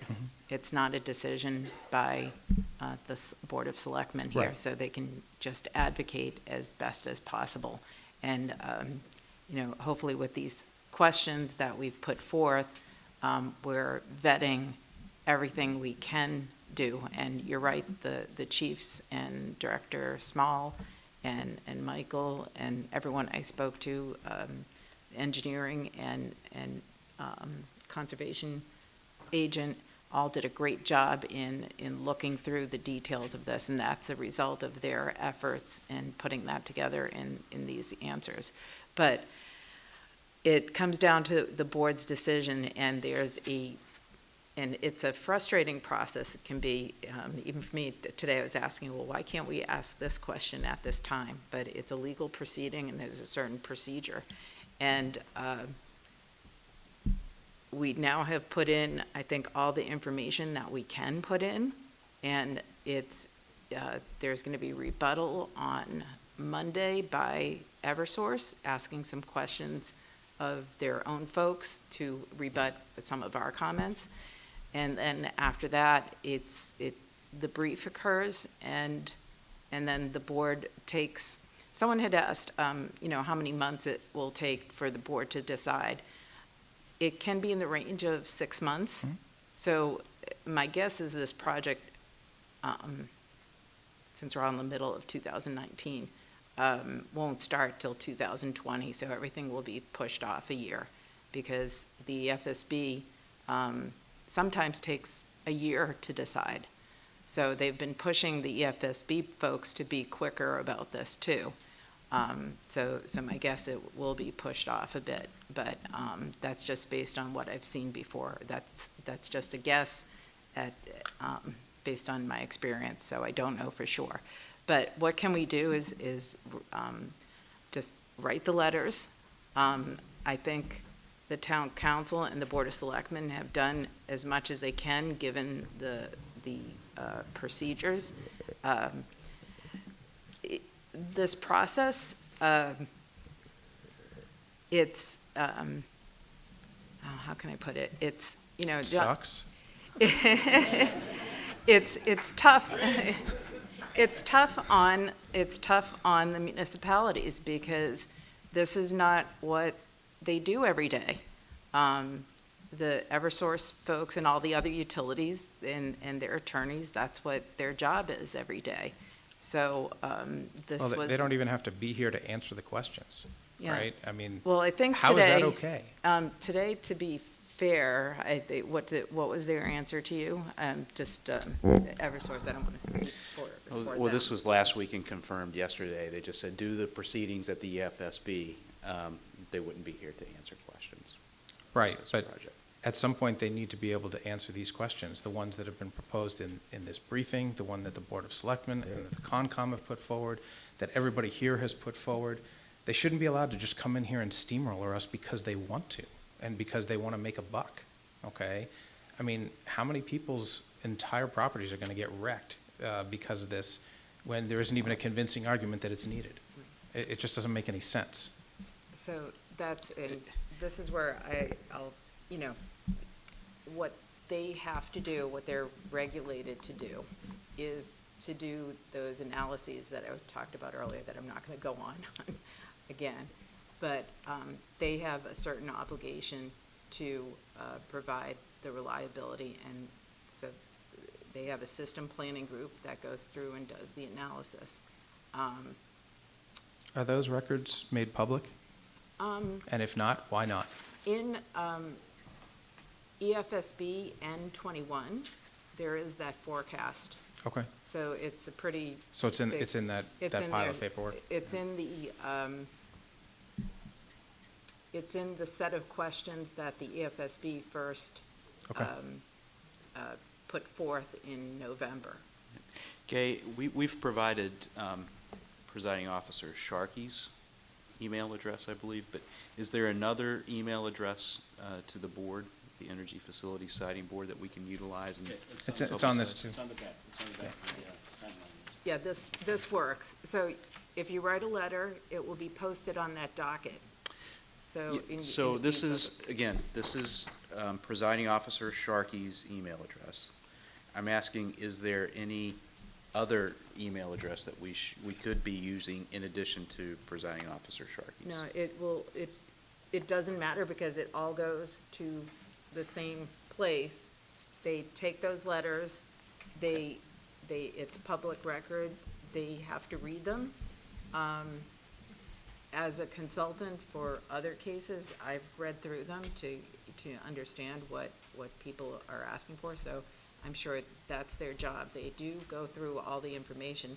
And the hope is in this type of proceeding and hearings is that the FSB, they're asking all these questions and they're vetting, and they will come, the staff comes to a decision and they bring it to the FSB board, and the board makes the final order. Is there any appeal to their order, or are they the highest authority on this type of an issue? There are appeals. There are appeals, and so it can be, if the proceeding is not followed correctly, and it's more a legal aspect, so I'm getting out of my bailiwick here. There's ways of appealing, but only if there's certain issues that weren't legally correct. So when this project was announced at the same time, there was a similar project announced in Hopkinton and Sudbury and whatnot. Hopkinton basically said, I don't think so, and they convinced eversource to walk away. I'd be very curious to find out what it is that they did to convince eversource to find a different path to get to where they wanted to, because they wanted to put in another station. And if we have some influence to get that information, maybe we can use that to stop this from going forward here. So, thank you. Do you know what that project is?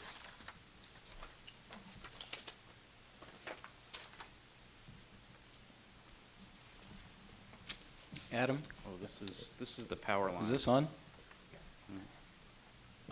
Just to put a little clarity on this, there is a formal notice. You were talking about notice a little while ago. There's formal notice, which is a legal notice. Yep. And then there's what I would call reasonable notice of people that don't formally have to be given notice of these things, which includes most of Ashland, actually. Yep. I was at the siting board hearing on Friday, not as a participant, but as an observer.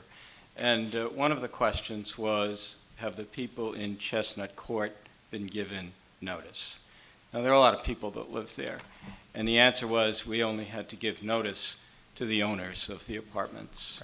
So there was a request that maybe the rest of the people that live there might want to know what's going on. Well, past history seems to show that eversource does the bare minimum to meet those requirements. Let me just finish. Just so that the rest of you know,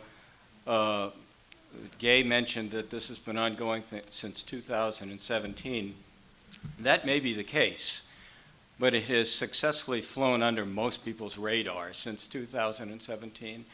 Their environmental impact report was approved by the state in September of 2018. The Conservation Commission got our notice of intent in January of 2019.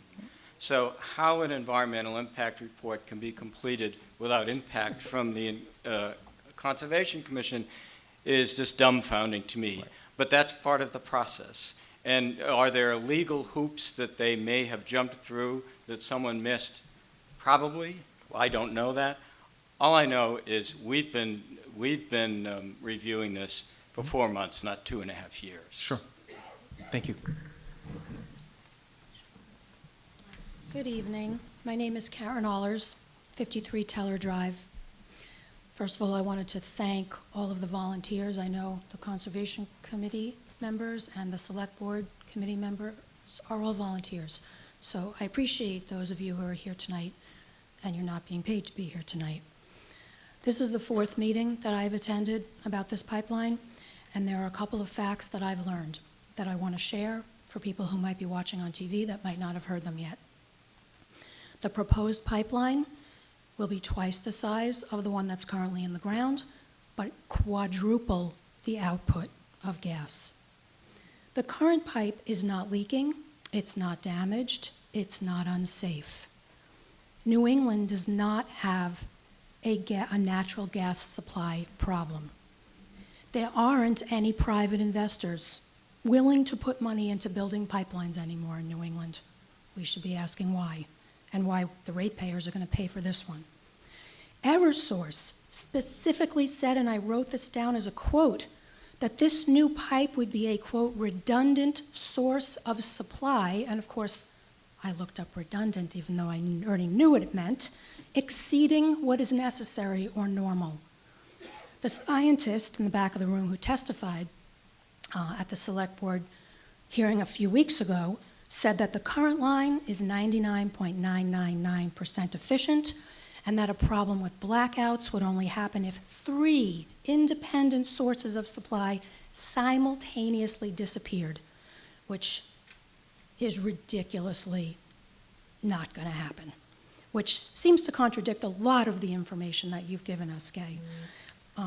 Additionally, every year demand for gas goes down due to increases in efficiency and consumer changeover to sustainable and renewable sources of power like solar. And finally, no one in Ashland is going to get any gas from this line. But we will bear the risk of all future leaks and spills. This all concerns me greatly, greatly. But what really concerns me is global warming. And all you need to do is watch the news, and you know that our planet is warming at an unsustainable, frightening rate. Every climate scientist tells us that we need to be transitioning from oil and gas, anything carbon related, to non-carbon, renewable sources of energy. And a lot of the experts tell us we only have 12 years until the point of no return. 12 years. And yet this pipeline's not even going to be finished for 5 years. Why in the world would we build a new piece of carbon infrastructure? Why in the world? I see everyone shaking their head. And I know you guys feel like she's telling you there's nothing you can do, but we want you to work for us really hard. We want you to fight for us because we don't want this pipeline. Now, she's making it sound like there's nothing you can do, and I don't know what you can do. I'm not an expert. But I did hear the Conservation Committee members say that you can delay, that you can take this to court. Do it. Do whatever it takes to put them off and delay. And maybe by that point, we will be at a place where these pipelines are completely defunct, because that is coming. That day is coming, and it's coming soon. If we build this pipeline, what do the consumers of eversource's gas, what incentive do they have to get solar panels on their roof? They don't need to now, because they have a new pipeline that's going to last how many, 70 years into the future? I'm begging you, please, do whatever you possibly can to stop this pipeline. Not a different route. Stop it altogether. We don't want it. Thank you.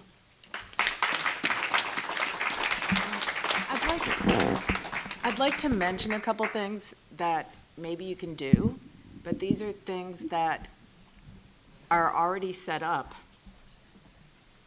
as a system for utilities to follow. So one of the requirements that I mentioned before is that they have to do a system planning study and figure out the reliability and decide the probability of incidents happening, whether 3 incidents will happen altogether or 2 or a combination of things. So they're required to do that. So one of the things is maybe if people want to change things, they call Massachusetts State Government, DPU, and ask them to change those regulations, because companies like eversource and National Grid and other utilities are required to come up with the system planning and the forecasting, and they have to follow certain rules or they will be penalized by the state, by us as taxpayers. Right? So they have to follow these regulations to come up with that planning. So if you want to reduce that planning criteria so that you don't need redundancy, because they're asking for redundancy, because in all types of utilities like electric, water, gas, you need loops, you need more than one path to make sure that everybody keeps getting water, electric, and gas. So the best way to change that is at the system planning level and reduce that criteria so that it's not, our system that wouldn't be as reliable to the 0.0001. Maybe it'll be 0.01 instead. So that those regulations would then need to be changed if that's what you want. So they're obligated. They have to do those calculations each year, and they are public record for that forecasting. So that's what you can choose to do that and affect it that way, because that's what I'm hearing. So I'm not here to argue the way things are. I'm just here to kind of give the technical facts of the way things work right now for you to decide as a town how you want to proceed going forward, and basically how much you want to spend going forward, and make the practical decisions of what Ashland should do. So my job here is not to advocate, but to provide kind of the technical background of these things. So I'm telling you that eversource and these other companies have to do these calculations as a requirement, so that reliability of electric, gas, and water, or whatever other utility that, service that they provide is there. So that's a choice, and everyone can call, our Congress people to try to make those changes. So that's an important piece of it. So redundancy is required as part of that system planning for reliability at this time. So whether it's needed or not, and what that percentage should be is then becomes a criteria from our state Massachusetts DPU. So that's one area that could be affected in the future if people, push that.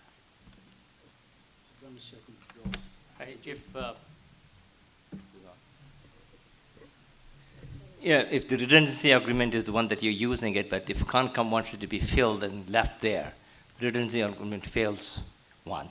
The other thing is Concom did admit, eversource did admit in our meeting last time that none of the Ashland residents are making use of this excess flow, or the current residents will not be affected by the pressure drop right now. So whatever they are doing is not for the benefit of the Ashland resident users of the gas. So this is for outsiders. So residency doesn't help us.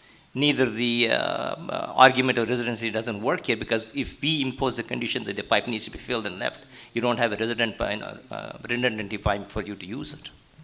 Yes, what you're saying is true, that with this project, because Ashland has a regulator on Prospect Street, and that's where the subsystem, EventStar, basically is an exit ramp for the gas flow.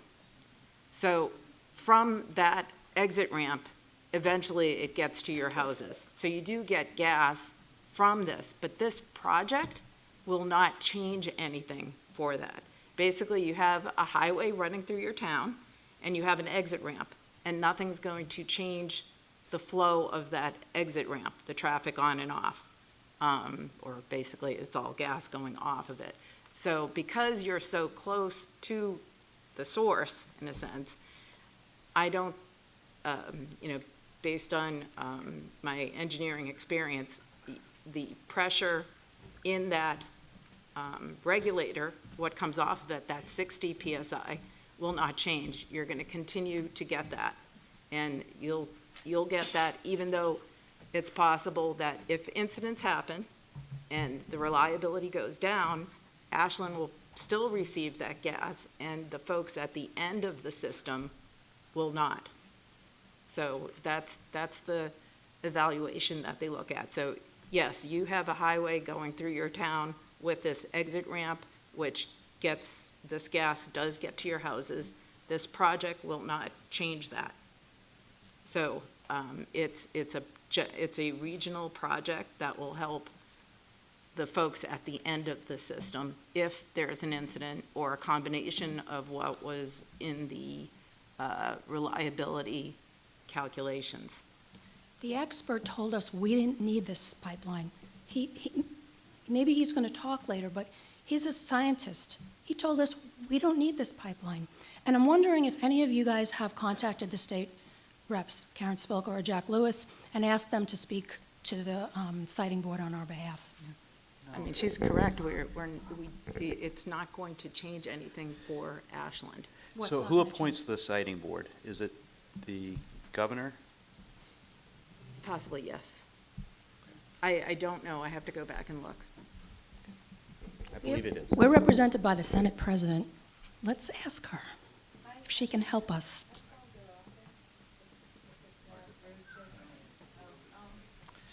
You're up, Diane. My name is Diane Ring. I'm at 42 Bay Colony Drive. I did contact Representative Lewis and Senate President Spilka's office. They both want to be updated. They both have indicated that they can really only act if there's a legislative solution. In particular, Senate President Spilka's office, who was going to send a representative tonight, but I don't think they made it. But they are in the loop. I don't think they're going to advocate at this time, which doesn't mean we shouldn't keep trying.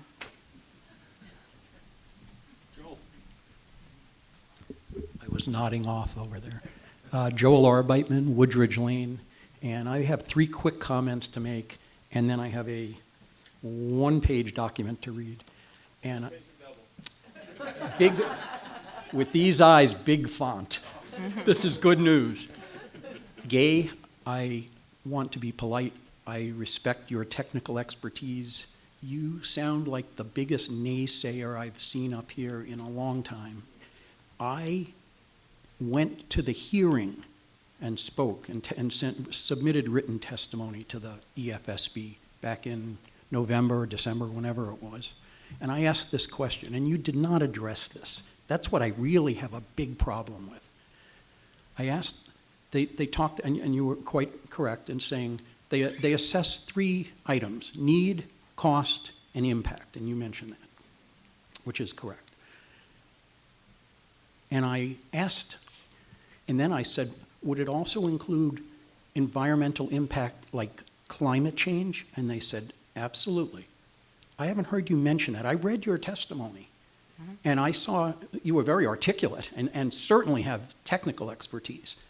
But I didn't see a real focus on this at all. Right from the get-go, you were making comparisons between option 1 and option 2. You're about to hear in some detail about option 3. And I really don't understand how you could not have addressed this. There is nothing more important than that. So I had 2 other quick comments, and then I'd like to read this. I think they may have left. This woman, I thought, was among them. When it was stated that all of the abutters had been notified, and with deference to Carl's subsequent comments, I thought you and the folks who were here indicated that they had not been notified, and I don't know I was hoping they'd still be here to speak to that. Okay, they're within 300 feet but not abutters, so they should have been notified? I mean, do we have a gap in our process here? Are we really sure that we've touched all the bases out of respect to our local residents who are being really directly affected by this? I would hope that that could be revisited and make sure that we haven't missed anybody. And the last thing I want to say is there's a lot of very articulate people here and some great points. And I'm the worst person to talk about this because I don't know all the details, but the Sustainability Committee is going to be holding a hearing on climate, net zero, which is sort of what could be more climate change related. This is on Wednesday at the library at 7 o'clock. Next Wednesday at 7? Okay. April 24th, so I hope that everybody here shows up and brings 25 people with them. How's that? We should have, is there anything more important than this? I'm not sure what it is. Okay, so I just want to read this 1-page thing. I'll read it as quickly as I can. We used to say that if you're not part of the solution, you're part of the problem. I came here tonight to talk to the board and to those listening about a 3rd option regarding the pipeline.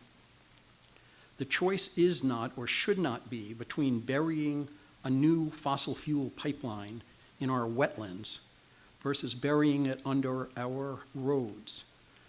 Two-option thinking is limited thinking. It is dangerous thinking, and it threatens our future. The third option, which is the one the town and the siting board need to endorse, is one that calls for no new fossil fuel infrastructure unless the current infrastructure is unsafe and cannot be readily maintained.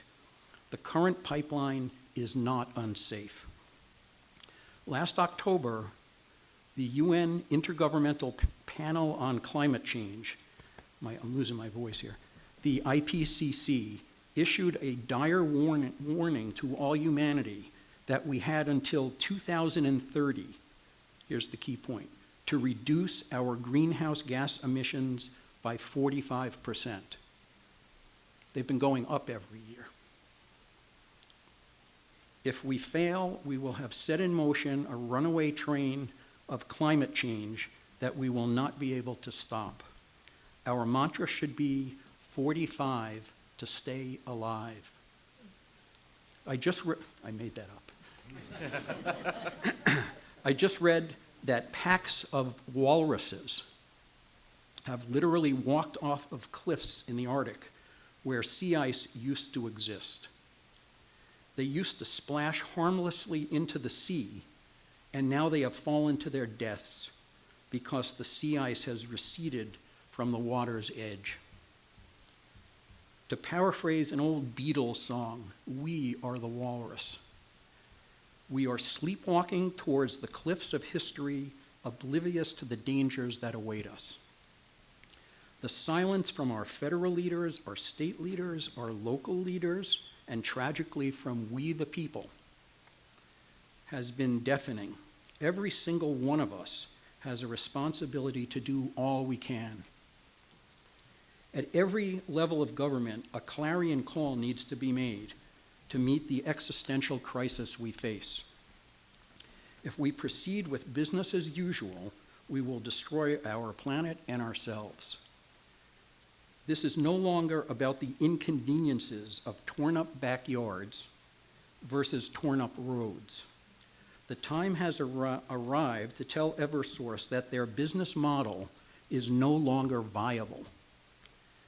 The time has arrived for Ashland to tell the siting board that the real reason we are opposed to this pipeline, and every pipeline, is because we cannot continue to expand the fossil fuel infrastructure in Ashland, in Massachusetts, or in our country.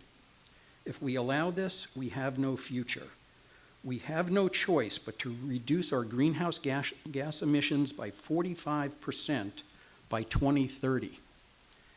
And eversource hopes to spend the next 5 years, this is half of our remaining time, building a pipeline capable of spewing 4 times more CO2 into our atmosphere than the current pipeline will enable them to increase greenhouse gas emissions. Did I get that right? No, I didn't. All right, anyway, I'll just move on. What they are seeking to do is unconscionable, and we need to do all we can to stop them. If we aren't part of the solution, we're part of the problem. Ashland should demand option 3, no new pipeline. Thank you.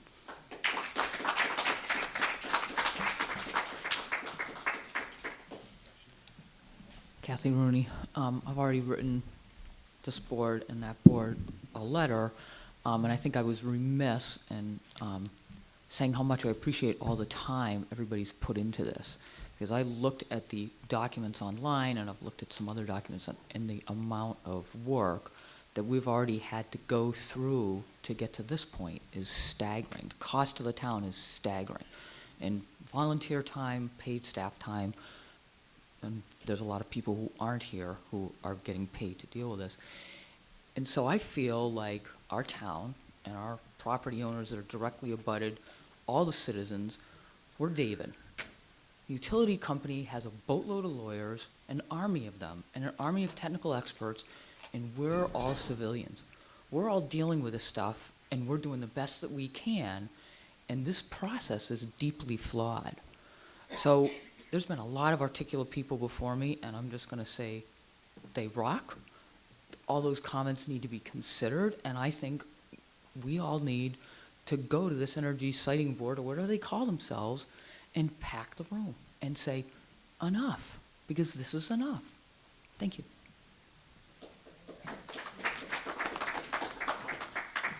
Chuck Lids, 150 Oregon Road. I had two things to say. One is to quote our Senate president, who some of us know, who said at a forum I was at the other day that from now on, everything must be considered in terms of climate change. And I take that very seriously. We really need to take this issue and every other issue in terms of climate change.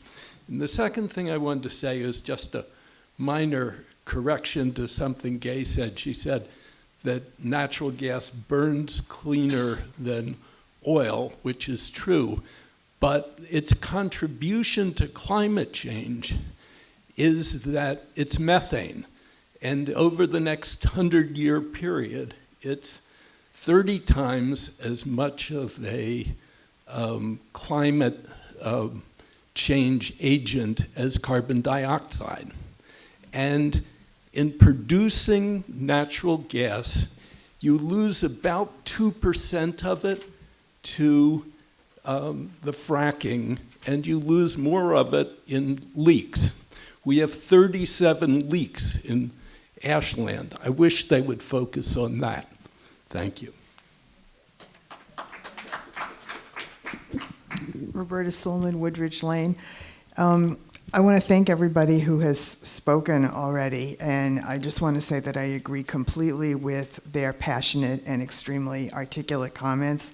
I especially agree with what Karen had said about stopping the pipeline, what Joel had said, what others had said, and also what Adam had said about just because it was there 70 years ago doesn't mean that the improvement or replacement is supposed to go in the same place. We are not in the same place. Our town, our country, the planet is not in the same place.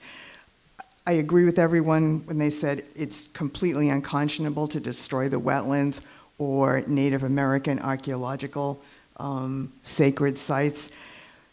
And I just want to encourage everybody who is here, and especially those people who will be watching this at home, that this can't be the end of your involvement. You have to take everything that you said today, all of your passion, all of your articulate comments, put them in writing and send them to the siting board. You have to keep staying in touch with Representative Lewis, Senate President Spilka, the federal government too, but we know how things are moving there right now. We have more hope, I think, to change things at the state level, and we have to just keep pushing, pushing, and pushing. And I know it's exhausting, and I know it's hard to do, but if we don't do it for ourselves, nobody else will. And I just want to encourage people to show up at meetings, to go to the siting board, and make sure all of your comments, everything that you said today, if you sent something once in the fall, send something again. We've got to bombard them with the fact that Ashland does not want this, and it's not right for our town. Thank you.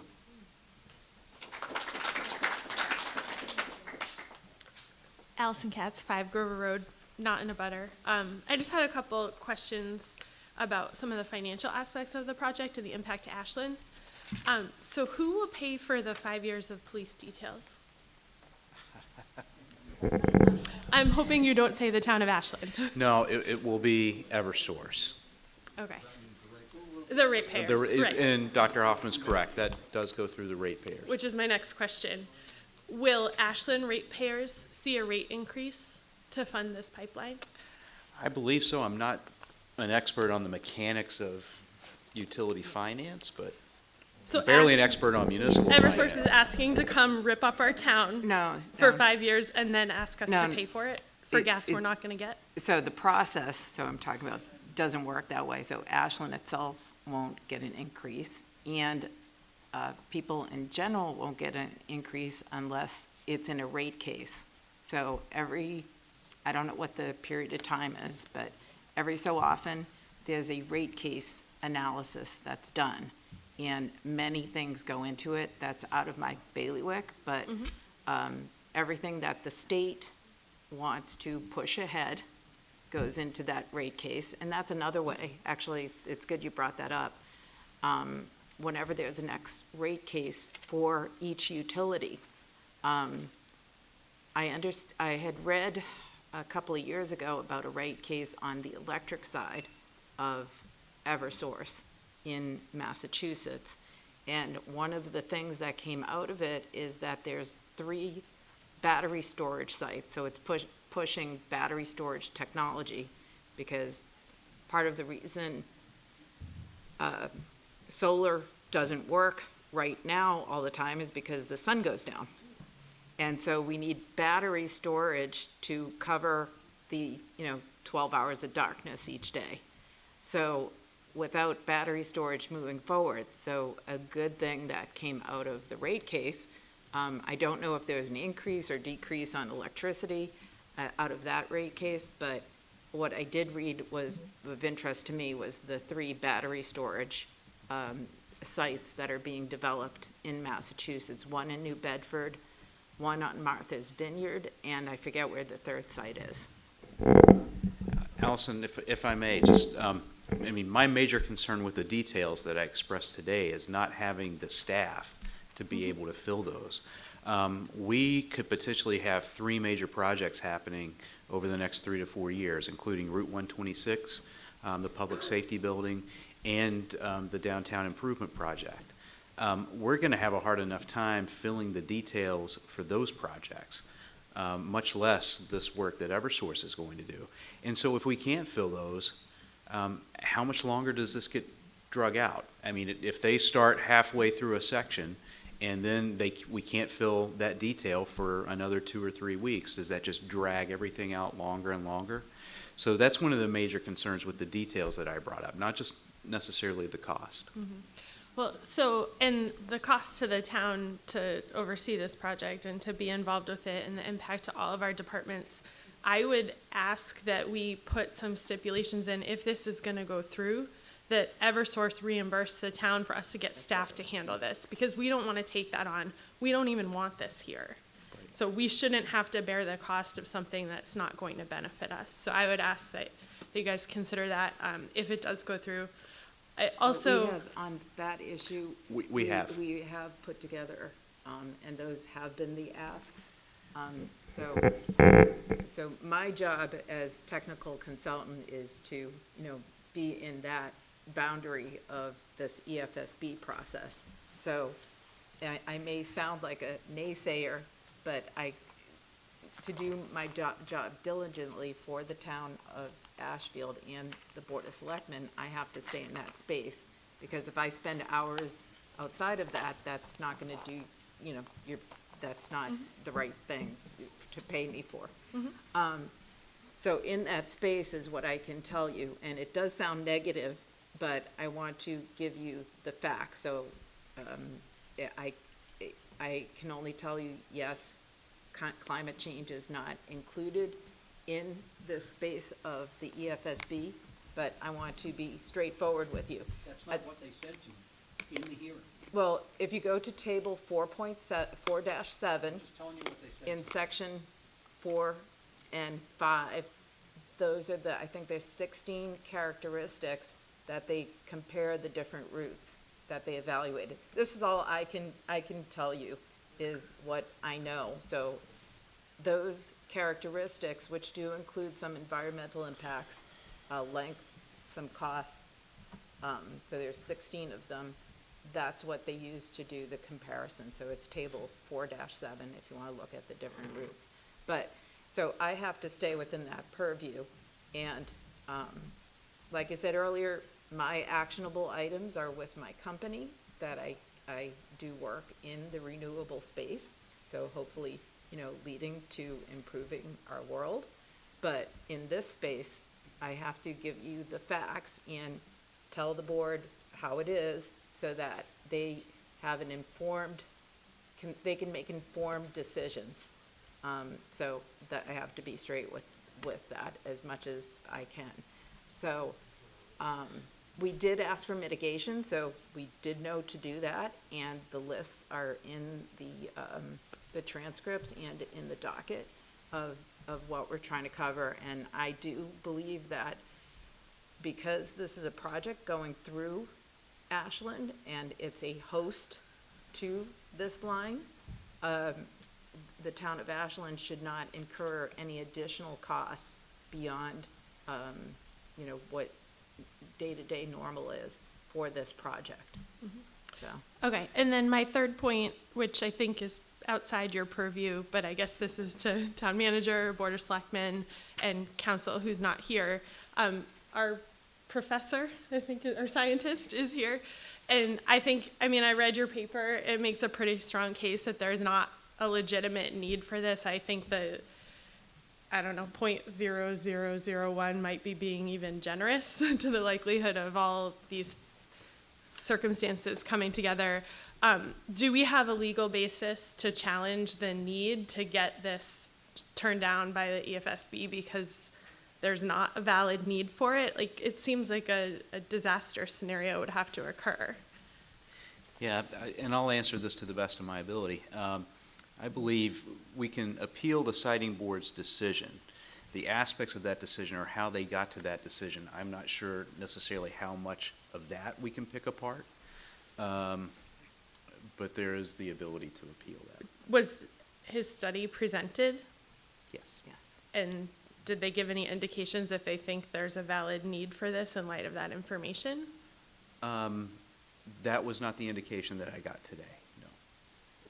Could you say that as an affirmative statement? I'm not sure what you mean. Sure. I've been cross-examined by them all day, so I'm in that kind of... I can shine a light in your face if that would help. So the EFSB did not offer comments at the point in time when we talked about Professor McKenna's study.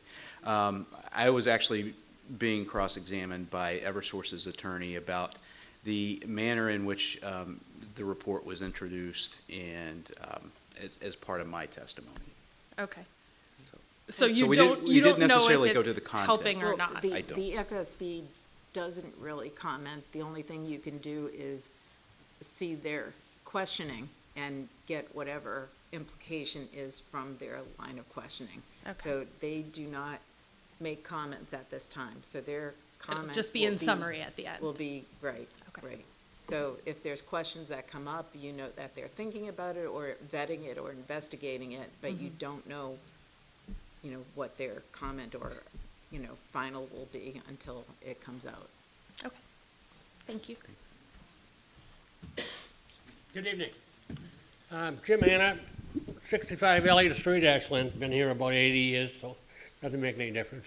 My concern, and this is my first time hearing this, and I'm in a butter, and I never got notified that there was going to be a well coming down the back of my house. I just didn't know that until today. So I just came to find out what it was all about.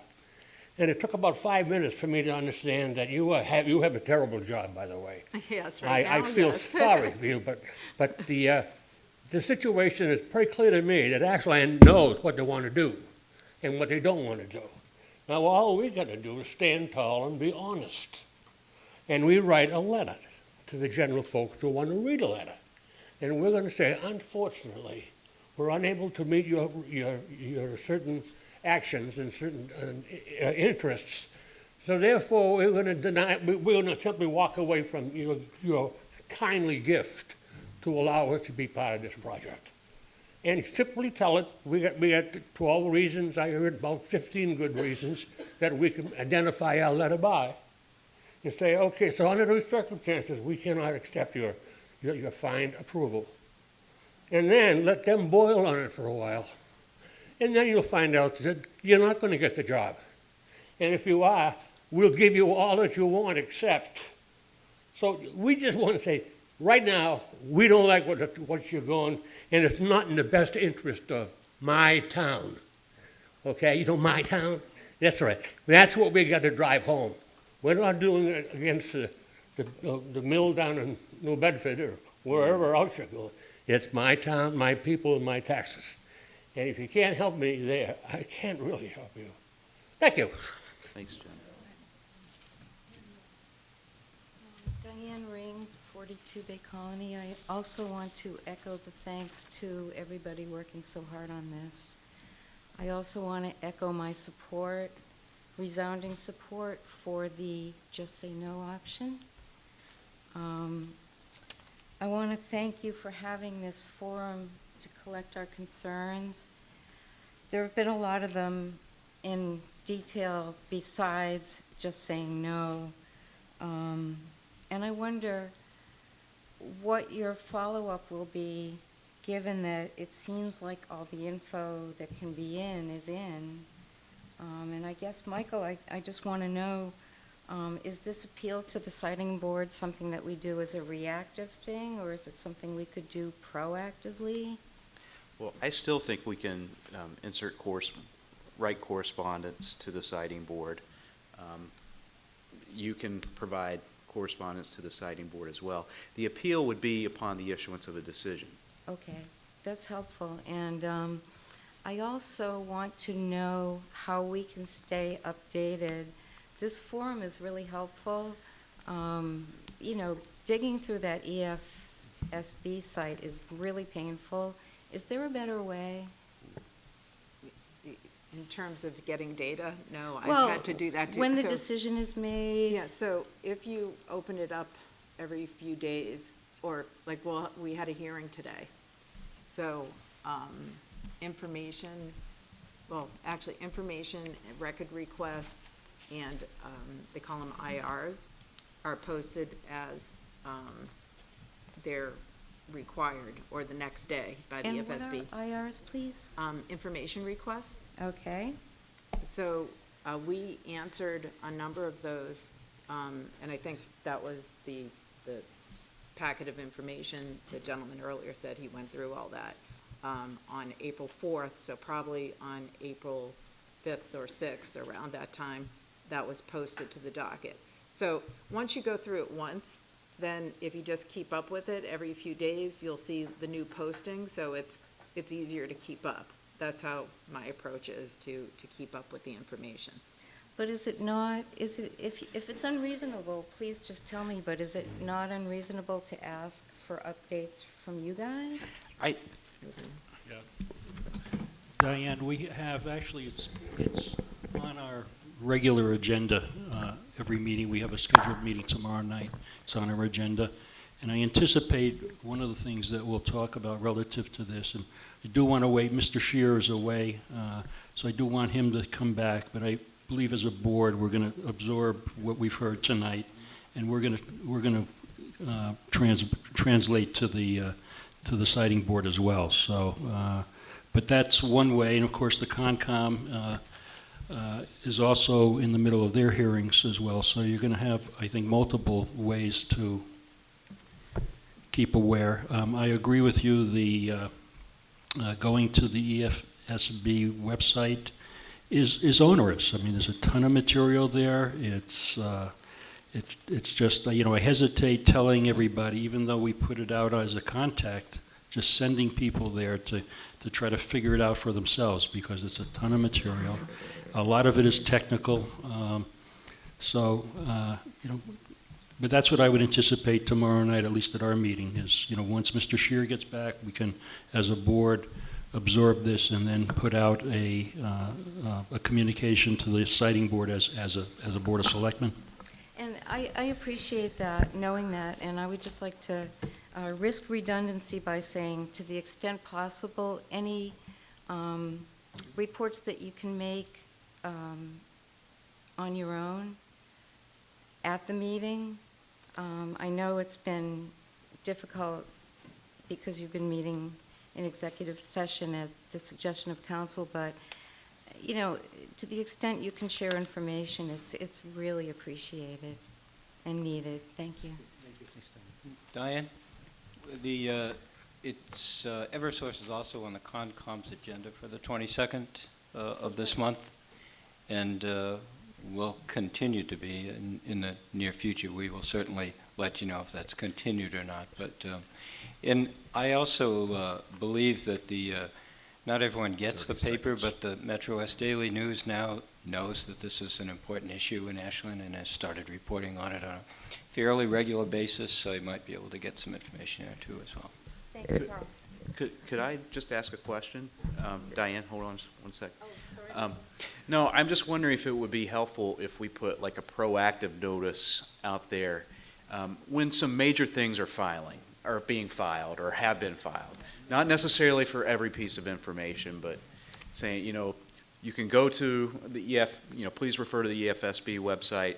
This has been filed. It's a major piece of information. If you think that will be helpful. Okay.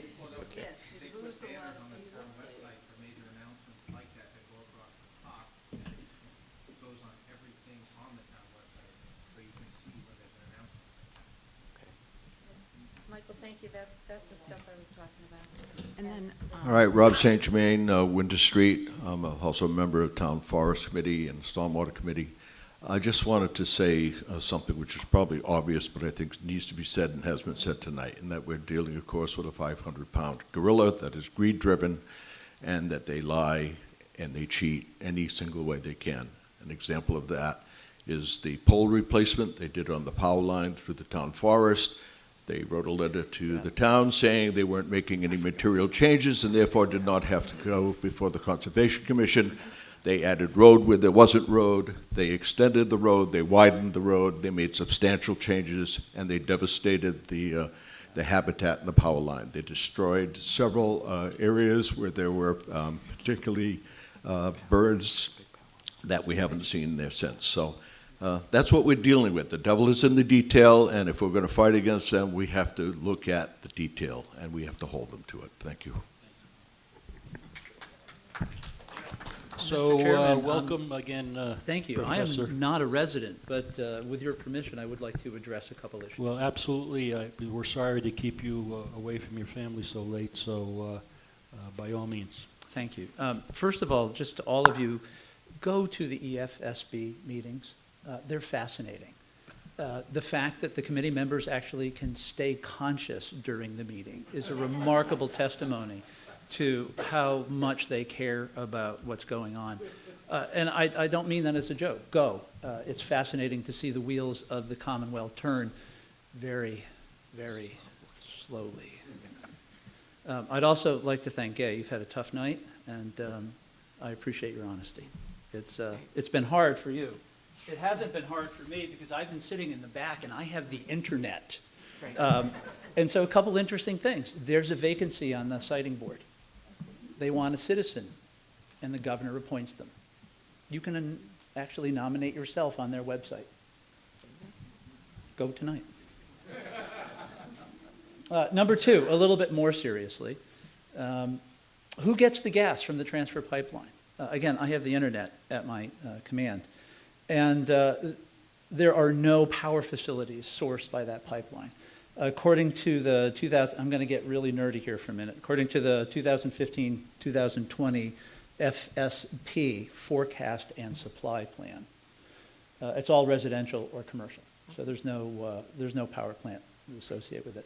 Over the entire eversource area, it's growing at about 1% per year. That's how fast electrical consumption in New England is decreasing. They're going to cancel out, more or less than. The real thing I wanted to talk about, though, is Minnesota. In Minnesota, the temperature on January 31st was colder than it was here. It was negative 28 degrees. 150 customers lost gas service after it was turned off by the gas company. They did not lose it because of pressure loss. It was turned off by the gas company to prevent more losses. 150 people lost gas for approximately 13 hours. That's about 1,800 customer hours, how things are measured. That's 3% of eversource's own indication of a fault. Right? Let that sink in for a minute. The most egregious example of when people have lost gas because of the problem that eversource says is here. eversource's own category of danger levels says that what happened in Minnesota is only 3% of what they consider a major interruption to gas. Minnesota doesn't count for what they're trying to say is the problem here. It wouldn't be enough to qualify as a problem. They're talking about a problem that just doesn't exist. There is no need to replace this gas line. There's no data to support it. Show me the data. In order for this thing to be a real problem, we would have to get temperatures that are as low as the record low temperature in New England. That's unlikely. It's negative 29 degrees Fahrenheit. Same as what happened in Minnesota. One of the frustrations that many of you have indicated during tonight is how irrational the EFSB seems to be to common citizen requirements. And as you have tried to say, that's just how it is. And it is. Go and see. You'll see that. But there's no need. Drive eversource to demonstrate need. Where's the data that backs up their model? What's the pressure at each point along the line? Demand the records. How much pressure is there? How often has the pressure, sorry, nerd talk, how often has the pressure at the end of the line gotten to 98 PSIG? Because if it's never gotten there, there's no need. And then ask them why, before they finish installing the new pipeline, the capacity of the pipeline goes up even though the pressure stays the same. Where's that gas coming from? If they can not increase the pressure and increase supply, why can't they do it now? These are questions of data. They're questions of need, and they're within the purview of the EFSB. They're constrained by the fact that the law is not on their side. It's an uphill battle for them, but it's a battle you can win with the data. Thank you. But also, if you could comment, because it is an uphill battle. So it has been, and it's, and like I said, you don't want to be the naysayer, but the thing, if you comment on it, is the system planning end, that the companies are required to do this, and they roll out each year the system planning. So you're basically saying to get this changed so that the evaluation isn't done in the same way, what can be done?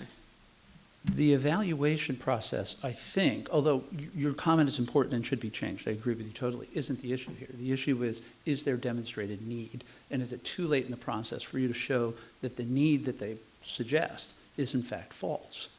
If you can demonstrate by fact that their need is false, then their case falls apart. The real issue here is whether they need to expand the pipeline to continue the service to the 19,000 commercial and residential customers. That's part A of their proposal. Part B is increasing the customer base with the increased supply. A and B, as I've already said, are incompatible. One sucks gas from the other. And A is not true. It's not a process of, you're right, and I'm right. This is a wonderful situation. It rarely happens. Yay for both of us. I'm married, yes. You're asking, I think, a different, important question. Right. So, and to your question, where are we in this EFSB process? To have evaluated the need, the town would have needed to hire somebody to do that calculation with all the data and extracted that ahead of time before this whole process. So we're way down this pathway, and it is too, so I hate being a naysayer, but we're too late. So let me say it for you. It may well be too late yeah. by the rules that they want you to follow. The rules. The question is, that we all have to follow, yeah. Can the rules, can you all find a place in the rules that allow you to go back and say, well, because of this omission of procedure, we can now stand in with this data? Now, that's quite, now before you, I agree, yes, that's exactly, but it's unlikely, I think, that that's going to be true. And so then the process has to become, where's the appeal? How do you go back to the beginning? How do you find a mechanism to return the town so that they can do this work?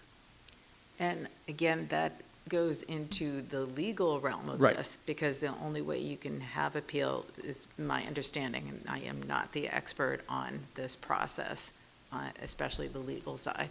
So there would need to be a legal way of, Right. of appealing, so as opposed to a technical way or a preference sort of way. That's up where to we the are. residents to Right, decide how right. they want to do And that. that's where, I have to, give what our thoughts are, so that the board here can go ahead, and the town of Ashland can go ahead and make the most prudent decision for the town. If there is a way, if the wetlands turned out to be an issue, you need to come to the microphone. Please come to the mic. Can you repeat the question? Lynn Lids, 150 Oregon Road. If the wetlands did indeed turn out to be an issue, which it may or may not be, might that be an opportunity to reopen another path? The preferred route would not necessarily be possible? Just a question.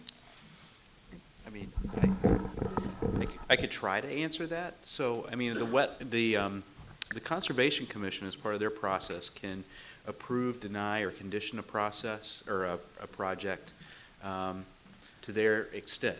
Let's just say, hypothetically, if they decide to deny the project, it would then be on eversource's. It would be the onus on eversource to determine whether or not they would want to appeal that decision. Mm-hmm. And actually, they would have to go in 2 concurrent tracks based on the Wetlands Protection Act at the state level and the local bylaw. So it might delay, at least, but, okay, thank you. Quick question, if there were an appeal, to whom would the appeal be made? The same board or someone higher up in state government? I believe it's the SJC of Massachusetts. Uh-huh, okay. That might be worth a shot.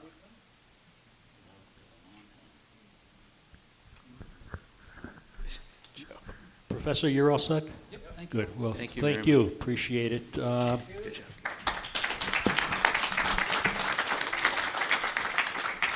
If there's no other comments to be made, again, we have our regular scheduled select board meeting tomorrow evening. This is on our agenda.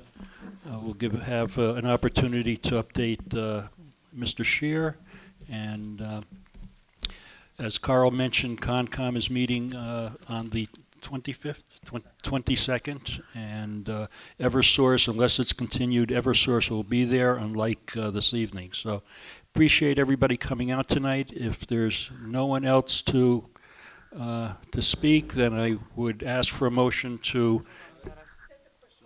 Sure. From 43 Pennock. I'm here with my husband, Stuart.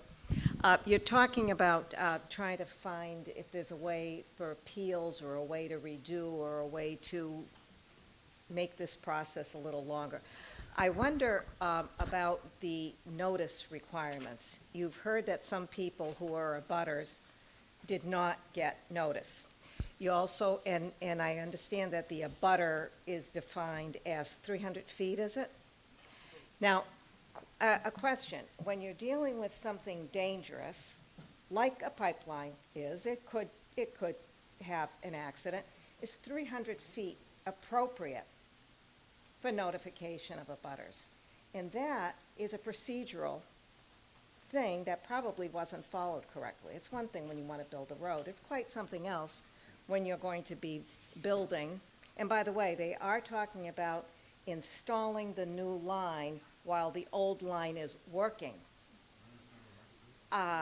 We've got the easement right in our backyard. I don't know, what is it, 20 feet, honey?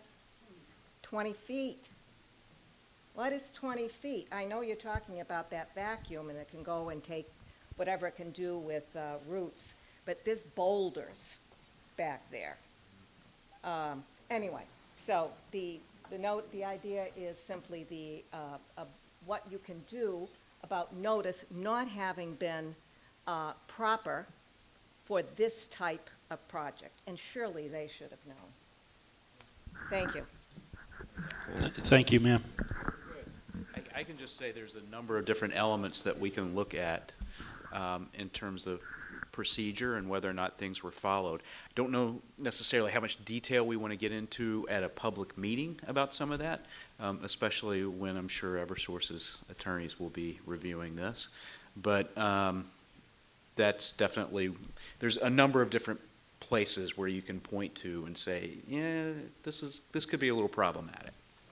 Keeping that line in service while they try to install is ridiculous. Well, again, thank you for attending tonight. It's very much appreciated. So if no other comments, I would... Yeah, we're going to take care of it.